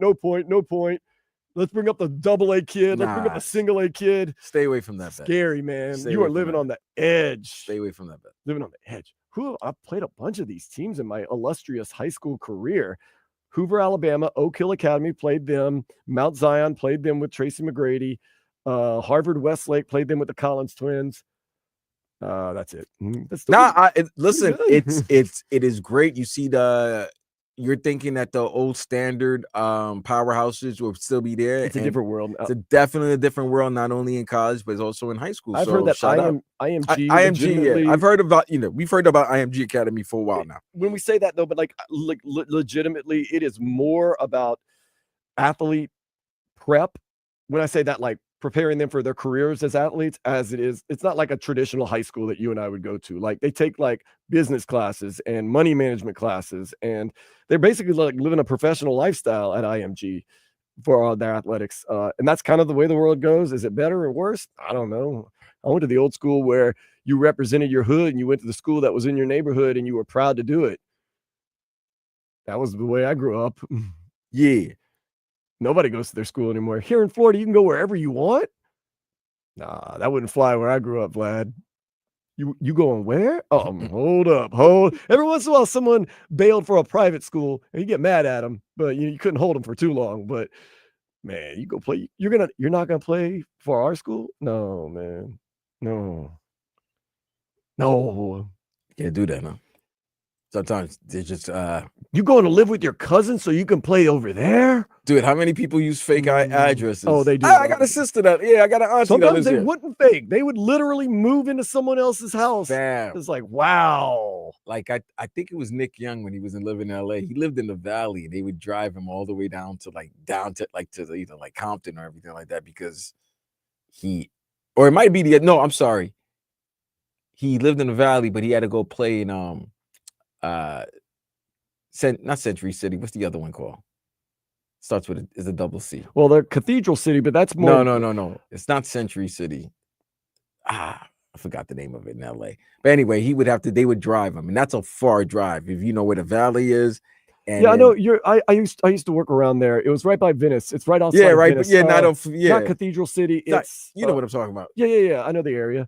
It's where all the radio stations are. Right. That's where, K-Rock and everything. Yeah. Oh, that's why I know the area. I mean, that's where I was working. Call it Cadillac City, man. Oh, man. Culver City. Yeah. You know what? You saying Cadillac remind me. Culver City. Yes, he would have to be driven from the Valley to all the way Culver City. That's pretty good. In LA traffic. In LA traffic in the morning. That's a pretty far drive. Was that to get up at 2 a.m.? So yeah, they will. If you're that top 5 blue chip recruit, they will go far and beyond to make sure that you are taken care of, your family's taken care of, and they're taken care of. Everybody's taken care of. That's why I love the movie Hoop Dreams. It's like, oh yeah, they ship them in from anywhere, and if they performed, hey, we'll take care of you. If you don't, you're author AG going back to your local neighborhood school to play basketball. Like, I'm sorry. We got so sidetracked. How we got into Dominguez. Remember Compton High, that Compton school, Dominguez, that used to be a legendary basketball school, not on the top 25. St. Anthony's in Jersey, not on Bob the top Hurley's 25. Bob Hurley Sr. Yeah, not in the top 25. Not the top 25. We talked to Derek Anderson yesterday. What a story! Former Heat player Derek Anderson. Have you heard his story? The Kentucky Wildcat? Yeah, have you heard his story? No, what happened? He never met his dad. One day he came home from school, I want to say at 12, and his mom just left, flew the coop. He lived by himself in an apartment for a while. He got a girl pregnant at 15. Her family took him and her in, actually saved his life, basically, that he got his girlfriend pregnant at 15, then went on to be a great athlete. If he wouldn't have blown out his knees, he would have even been a greater basketball player. Derek Anderson was one of my favorite Holy college basketball goodness. players. I literally thought him and Ron Mercer at University of Kentucky were the Jordan and Pippen of college basketball. Unbelievable, man. Like, yeah, they were unbelievable. If Ron Mercer wouldn't have caught cramps in that national championship and Final Four, the Kentucky Wildcats would have won that national Derek championship. Anderson, number 23, he was smooth. But Derek Anderson, they need to make a movie about his life. And he's so positive. I was talking to him on the phone yesterday, just, in passing, most positive dude in the world. And he tries to help out the community. I was just seeing a story of Andrew Hawkins was on the Lebertard show talking about a former teammate of his who had a last name Parmalee, but he was adopted. And he did family research. He did the whatever that thing's called, 23, whatever. And come to find out, he realized that he had, he found his father looked exactly like him, and he has a brother who played in the NFL. So everybody's thinking Parmalee, Miami, they were thinking about Bernie Parmalee. No, his brother's Khalil Mack. Okay. Wow. Like, he found that out. Like, to think about it, you were adopted, and come to find out that, you find your birth parents, you find out a lot about your family, you were a former football player, and then come to find out that your brother from the same father was also a football player, and it happens to be Khalil Mack. Yeah. No, it's his full brother. Oh, it's his full brother. Wow. Yeah. Wow, that's interesting. Yeah, I don't know. Well, another great adoption. Well, when I say adoption story, Aaron Judge is adopted. Yes. That's crazy. And he just had a child. That's Shout out to Aaron. That's awesome. It's just unbelievable. Awesome. Love it. Remember we talked last week about how a cookie could have done in the big three? Well, now there's some reports that maybe it wasn't cookies. Maybe it was something else. Maybe the cookie story. We'll talk about it next here on 560 WQAM.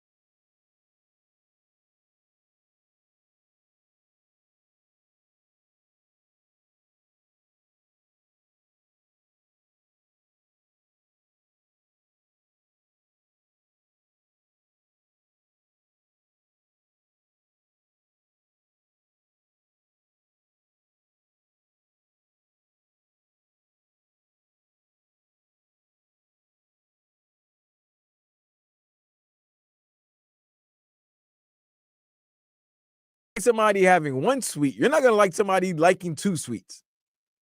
So I believe Dwayne Wade in this story. Yeah, I mean, maybe some of the details were a little shaky, but I don't believe it was shaky. I think what he was saying was the exact thing. I believe someone in the Heat organization, whether it be Pat Riley, whether it be whoever was coaching at the time, Eric Spoelstra, whether it be a nutritionist or something, denied LeBron James some kind of food that he wanted, and that definitely upset LeBron. We talked about this. You don't ever touch a man's food. I'm going to touch a man's music. You don't touch a man's feet. There's just some things you don't touch. So I believe somebody somewhere stopped LeBron from getting, and I'm going to believe Dwayne Wade. I mean, like, making up that story, that's a very elaborate story. You think? To make up basically on the spot with all the details and with everything that's going on. So I'm riding with Dwayne Wade. I don't think Dwayne Wade would make up a story like that. And then why would he do that? He also, like, it kind of throws shade at a lot of different people. It doesn't paint anybody in a great light. It paints the Heat doesn't. in a micromanaging light. It also paints LeBron as a cookie-loving. Nah, B, nah, you ain't gonna take away my cookies, B. Like, you Seriously, take away my though, cookies. man, like, I ain't gonna lie. If you have your mind made up that you got some good chocolate chip cookies. What? After a long road, after a game, Well, not whatever. even a game. Just in your life, like tonight. Let's say you've been thinking about these chocolate chip cookies that your friend is making, and they're bringing them over tonight, and they're like, "Look, when you get home tonight at 4:30, we'll have some sandwiches and some chocolate chip cookies." You're thinking, "Man, I'm gonna get those cookies," and you get there like, "Oh, I decided not to make the cookies." You're like, "What?" Or somebody ate them all. I'm gonna be like, kidding what? me? You make gourmet cookies and you don't give them to me? Oh man, I've been thinking about them all day. What? You took away my cookies? Cookies. You can't take away a man's cookies. You can't take away food. So I don't know. I think there's maybe some details that are little hit or miss right there, but for the most part, that story I believe is very. I believe it's true. I believe because of what I'm saying is, you have to understand that was the thing that broke the camel's back, but it might have been the straw. That might have been the final straw that broke the camel's back. Like, they already had beef already, and then you're taking away the man's cookies or ice cream. You're just taking away the man's sweets. You're being petty. Somebody told me what to do last night, and it pissed me off. And I told them, I was like, "Do you like being told what to do, no matter how big or small it might be? If it helps me." Vlad, break it down. Do you like being told what to do? No. Does anybody like being told what to do? No. Exactly. LeBron, it doesn't matter if it's cookies, if it's ice cream, if it's you can't take your shoes off on the plane. He's a man. He's a human. I shouldn't even say a man, a human. Yeah, being told what to do usually is not very well liked. I don't even like when doctors for my better health tell me what to do. Like, you know what? I can figure it out. Okay, yeah, no, you got best mind, all this stuff. It's one of those things, man. And when you're LeBron, it's a supply and demand type thing. The demand for you is very high. The supply of you is very low. So if you don't want me eating cookies, or if you don't want me eating ice cream, or if you don't want me doing this and this and this, that's fine. I'll go test the market, as we like to say here in South Florida, and the market will be just fine for whatever I want to do. But speaking of LeBron, one, he's gonna be out a week or two with crotch, with a groin, strained groin. It's not as severe like the Matthew Tkachuk. He said at the end of the game not to worry about it too much. Yeah, it wasn't worried, but Luka was kind of holding his back a little bit. Luka was doing that, so I was like, that's the only thing that could stop this beautiful story would be injuries, and then if the injuries happen, then you know what the talk's gonna be. Oh, maybe you're out of shape, and all the stuff Dallas was talking about. That's because that's how it is. Because that's what people want to do. People went from when they're winning 9 in a row, Dallas made a big mistake. Nico Harrison, what a goof you are, to now he gets hurt. Oh, maybe he wasn't in shape. He wasn't, depending on the severity of the injury or how long he's out. And second, what do you think about his confrontation with Stephen A on Thursday night? I think we talked about it yesterday. I think it just happened. Emotions get caught up. I think I like it. I think Stephen A masterminded it. It helped his brand a lot. I don't know if you wanted it would help his brand a lot, because he just signed a big deal, 5 years, $100 million, and then that same night, you get that incident. But being talked about by everyone all across the sports world. Stephen A says, "Look, contract is good, right? Look what I can do." Yes. Whatever. It is what it is. I mean, we see John Morant's dad get into fights with people. It's a little bit different. I know, but you know what I mean. No, but it's a little bit different when So the fight maybe was not so much about Stephen A. criticizing Bronny James' play. It was more possibly that You're criticizing my LeBron son because of me. LeBron felt as though Stephen A. crossed the line and criticized him as a father. Yes. That would be something that would upset me. Criticizing my son as an NBA player, I don't like it, but yeah, that's part of the biz. But like, why would you put your son? You're doing this to your son. You're like, nah, no, don't do that. Don't do that. They'll hug it out. I don't think they'll hug it out. I don't think they're going to meet each other in an alley and No. fight it out. Nah, Bron is petty. He ain't gonna hug it out. They weren't cool from before. They was just like, a little what's up. But I can understand you're not gonna talk about anybody's kids, right? Rightfully so. Nobody is. And I know people are gonna be like, oh, LeBron is wrong, stuff like that. Cool. But you don't like anybody critiquing your kid. Well, and your kid, put it this way, I have a nephew. My nephew's bad. He's just about it. He's bad. That's for you to say. But that's for me to say. And as bad as he is, you don't, as the parents, don't want anybody saying anything bad about their child, because it's also it also paints a finger at them that they might not be doing a good job, and nobody wants to be told they're bad parents as well. I'll break it down for a simple equation. Here's how you can figure out what's right and wrong. If LeBron is mad because Stephen A. is criticizing Bronny's play, LeBron is wrong. If LeBron is mad because he feels as though Stephen A. has criticized his parenthood, his fatherhood, and the relationship he has with his son, then Stephen A. is wrong. It was in particular, I think, when the Lakers played the 76ers and they got blown out. The team got blown out. And they put Bronny in some moments, and he was going against Tyrese Maxey, and Tyrese Maxey was busting his ass. But here's the thing: Tyrese Maxey is such a great player; he would be busting anybody's ass. It's just that it was on national TV, and the last name is James. So Stephen A. went and said, "Oh man, don't do that! You're embarrassing your child. That's not what you should do." Then with a bit, all of that, and yeah, guess who's been playing very good basketball since then? Bronny James. So a lot of people that were saying, I think Bron is taking also looking at people who were taking shots that he used his power to get his son drafted and his son in the NBA, but who cares? I think it was nepotism. I think it gets to a breaking point. And there's nothing wrong with that. It doesn't bother you the first time someone criticizes your son and criticizes you. It doesn't bother you the second time, but after the 1,000,000th time, it's like, catch me on the wrong day, and I'm gonna have to snap, man. It happens to the best of us. It happens to me. It happens to you. It happens to everyone. You catch me at the wrong time, the wrong day, say the wrong thing. 9 out of 10 times it won't bother me, but that's that one time. Damn it. Yeah. The stars aligned, and now I got to cuss you out and apologize later. Happens all the time. I'm not going to cuss you out now, though. We're going to close out the show next here on 560 WQAM.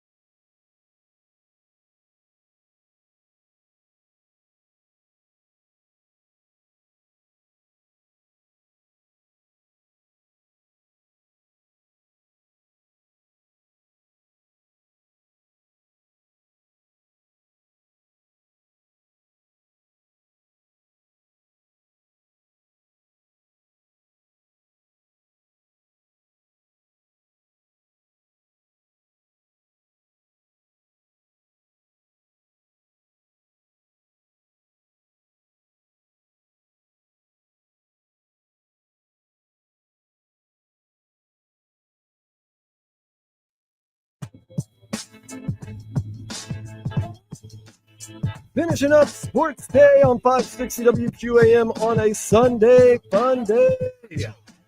What a fun weekend, man. Like I said, we got super high. We got super low yesterday, man. Heat losing to the lowly Bulls. Not a very good job. Panthers winners of 6 in a row. Vitek Veracek. He was welcomed to the team by stopping 21 shots and shutting out the Sabres as they get ready for a pretty nasty road trip for about basically a 2-week road trip for the Florida Panthers. But once again, not too worried about that. Those guys, they know what they're doing. Just try to get everybody healthy, get everybody rolling, and get everybody going. We know that Brad Marchand is not going to be joining the team at least this week, maybe 2-3 weeks. It could be a while, but they're I thought out and ready for a playoff run. Yeah, I knew he wasn't gonna. Obviously, he wasn't gonna come yesterday, but I didn't know he was that banged up. I figured he would meet them when they come to Boston, since that's the first game of the trip. But question is, does he stay back? Does he go back to? Does he stay in Boston and recuperate? Does he go to South Florida recuperate? Does he travel with the team? I think and they do rehab. You want him down here in your facilities with your doctors and your people, your PT people, and everything else like that. You don't want him up in Boston still. So I would think that. I know he might have his own. I know he might still. That would probably be one Medical of the stipulations to get your guy with you and not still living in Boston and doing whatever he is. Also keep a more watchful eye on him. So the Marlins are up 9-6 in the bottom of the 8th, in case you're worried against the Houston Astros. They're not worried. You're the only one. Oh, man. I'll just keep we'd like to appreciate everyone that's hung out with us today. Our cousin, Rob Day, he's bumping us in the whip. Traveling. That's what I'm talking about. We appreciate that, Rob. Come on down to Duffy's Implantation. He came one time. His cousin Marcos is one of the managers, or not his cousin, one of his in-laws, I want to say, or one of his family members. Marcus is one of the managers over there. I'm going home. You got Frog Boy in the head? Yeah, he stays in my mind. Oh, my God. Marcus, one of the managers at Duffy's Implantation. It's always a good time. But rest of the day, there's really, other than the Inter Miami about to kick off, and if Messi's going to play. That's going to be on Apple TV. That is on Apple TV. I know you're looking at the TV like, no, I know that, man. I'm like, no, don't worry. Don't look at it. It's not going to be on FS1. It's not going to be on FS2. To try to watch these Inter Miami games, man. I know it's not on TV. Dude, I got you, man. Oh, sweet. Thank you. Appreciate that. But other than that, it's pretty laid back, man. I'm going to try to do some cooking, go to the park, knock a few cold ones back, and just live the life, man. Get ready for another week, man. Last week was a gauntlet. I'm not going to lie. I always come in here with positive, happy, good vibes and energy. Pretty exhausted after last week. A lot of stuff going on at the radio station, and, it just never stops. So, try to lay low for a little bit, man. Have a good time and keep an eye on everything that's going on. That sounds like an eventful Sunday, bro. The biggest event has been hanging out with you. That's the joy in life. It is the joy. So we're next week. I don't know exactly what our we're on 12 to 4 both days. Both days. So we're getting into the slower time of the sports year. So we're going to be 12 to 4 both Saturday and Sunday. I'm already looking forward to it, and we're not even finished with this show yet. And who knows where we'll pop up during the week. All we know is that it is going to be an eventful week. The Heat look to get right. That is going to be tomorrow, 7:30. Tomorrow night. Let me look. They got 4 games this week. Goodness gracious. So basically every other day. Right, with the back-to-back Friday and Saturday. But they start tomorrow against Charlotte, which, see, the thing about it is people can't start looking at these teams and start automatically equating a win with the Heat, because you would have put a win against the Bulls yesterday and they lost. So they can't mess around. Like I said, you can't F around with teams in the NBA because you're going to find yourself in a loss. And another thing that's really dangerous about these teams like the Wizards and the Nets and Charlotte is that some of these guys on these teams are auditioning for their next job. Right. So they're putting forth their best effort. And not that they're not always putting forth their best effort, but they have a little extra motivation in these games. So that's why you'll see them catch a playoff team or a higher seeded team late in the season, because these guys are playing for that next contract. They have nothing to lose, so they're going out there and letting it fly. So, yeah, hold your breath for every game this year, because this team has not proven that there's anybody that they could just walk over. No. Panthers will be up. All right. Like we said, they got a little bit of a gauntlet ahead of them. I'm not too worried about they them. begin a 5-game road trip that's going to last, it begins Tuesday. Mm-hmm. But they probably leaving, tomorrow? And they're not returning back to South Florida until the 22nd, I believe. No, the 23rd. So it will be 2 weeks from today. They will be back in Sunrise playing a game. It's a pretty big road trip. You want to finish at 2-2-1 maybe, or 2-1-2. Yeah. You know, you don't want to have a under 500 record in this road trip. You got the guys, you're getting ready, you're setting yourself up for this Stanley Cup run. You're getting some guys back. You're getting guys who are on IR, or what's that called? LI, was it long injured reserve? LIT? Yeah. Is it a LIT? I think that's Is it LIRT? Something like that. I don't know. Whatever. The long injured reserve. You have guys that need to be on there, and then they'll come back. I think they really have a solid. They already had a solid team, but they have a real good team that has a chance to repeat and to go to a third Stanley Cup final in 3 years, 3 years in a row, and have a chance to win and go back to back would be something significant in this, for this franchise, for this city. I want another parade, man. That last parade was hilarious and awesome. Yeah, hopefully it doesn't rain. It was rainy and nasty, but the thing is, they'll probably have you and I working. I'm not. No. During and after. If we have to work during, hey, if I'm not on there, I don't want to do it. If Joe Rose, Danny Rabinowitz, and Tobin can party while they're working, we need to be out there in Las Olas with the people. Nah, I'll stay back. I want to be out there. The other big news today: Myles Garrett, after requesting a lot of big moves today in the NFL. He is going to get that contract extension, $40 million a year, including $123.5 million in guaranteed money. We know the Browns and their guaranteed money are always questionable. So while we've been on, you mentioned earlier today that the Bills cut 8-time Pro Bowler and 2 times Super Bowl winner Von Miller. The Kansas City Chiefs re-signed linebacker Nick Bolton to a 3-year, $45 million deal. You mentioned the Browns and Myles Garrett agreed to a record deal. Detroit Lions cut Zadarius Smith, defensive end. And a lot of teams who are letting players be free agents and then signing them right before the salary cap starts. Nice. So it's like you're able to re-sign your own free agent right before the calendar year, the NFL calendar year begins. So it'll be interesting. Miami Hurricanes baseball team, they were up 13-7 on UConn. That is a bottom of the 6th inning at Mark Light Field, trying to salvage a game from the series this weekend as they've lost the first 2 to UConn. Tonight, it's Inter Miami is about to start. That's the good thing about Inter Miami, are really soccer games in general. It's going to start around 4:00. It's going to end around 6:30. You can set your clock to it. Expect Messi to play. Expect them to hopefully get a win against Charlotte FC, who have not had the worst. I mean, of course, once again, it's so early in the season, but haven't had really a bad season. They're 1 win and 1 draw on the season, so they're at 4 points. Philadelphia, once again, one of the class teams in the league, but I still think by far the favorite of all is Inter Miami. When all is said and done, they're supposed to be better than last year. And last year, we know they set a record for most points in a regular season. But once again, this is the United States, where regular season doesn't determine the trophy, although we did get a Supporters' Shield. MLS trophy is determined by a playoff, and we lost in the first round of the playoffs. So hopefully tonight, get another win, get 3 more points. We'll be second in the standings behind Philadelphia, who've won all 3 of their games in MLS so far this season.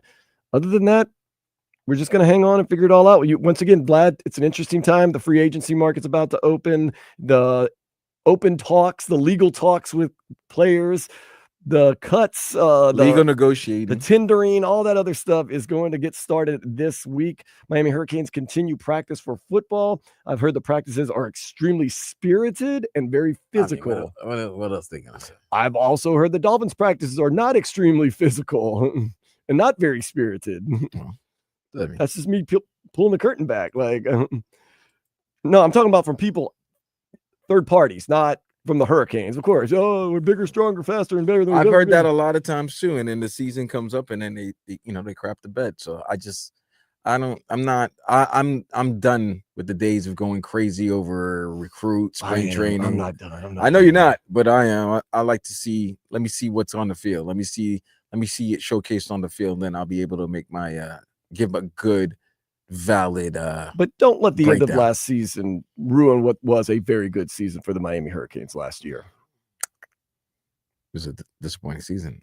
Disappointing. I said they would make the college football playoffs. Okay, for you. Did they make the college football playoffs? No, but they stepped up. Did their they have play. a chance of making the college Yeah, they had football a playoffs? chance. Did they blow their chance of making the Yep. college football? Yeah, it was a They had a disappointing guy season. that went to the New York, whatever downtown club for the Heisman Trophy presentation. He might be the number 1 overall pick. That's great, but you know what? That's good.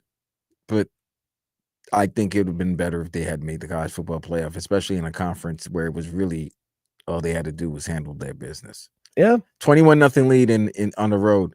That's a taste that unfortunately I can't. It gives you something more to I can't aspire get for out. this coming season. Although you don't have any favors by playing the national runner-up Notre Dame in the first game, you do get them at home August 31st, Labor Day weekend, 7:30 national game, and here on 560 WQAM. Booth Marlin, pay for play did not ruin recruiting season because if it wasn't for pay for play, the Miami Hurricanes would not have been good this past season.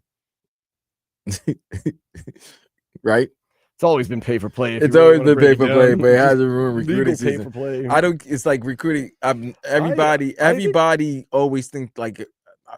I don't even know the guys who's recruiting. I haven't seen all these players, so I can't. I'm making assumptions of people I haven't seen. Even the people that are giving the rankings, there's no way possible they've seen every player from every class that's being recruited. It's just impossible. My thing is recruiting is as important, if not maybe a little more important than it was in the past, because now with the transfer portal, you say, well, it's all about the transfer portal. No, let's say Mario Cristobal is a really strong impression on a young man or a young player, but he decides to go to Georgia. Things don't work out at Georgia. He's like, well, maybe I'll just go to Miami because that was my second choice anyway. Yeah, you don't have to be stuck in in a situation like you're a prisoner. You're able to move. You could even be the guy's 4th or 5th pick and be like, hey, look, if I can impress him enough, and if things don't work out there, let them know we're here. We're still here. So yeah, I think it's cool. I think it's important. Man, I wish I could have been a college athlete, much less in the NIL deals.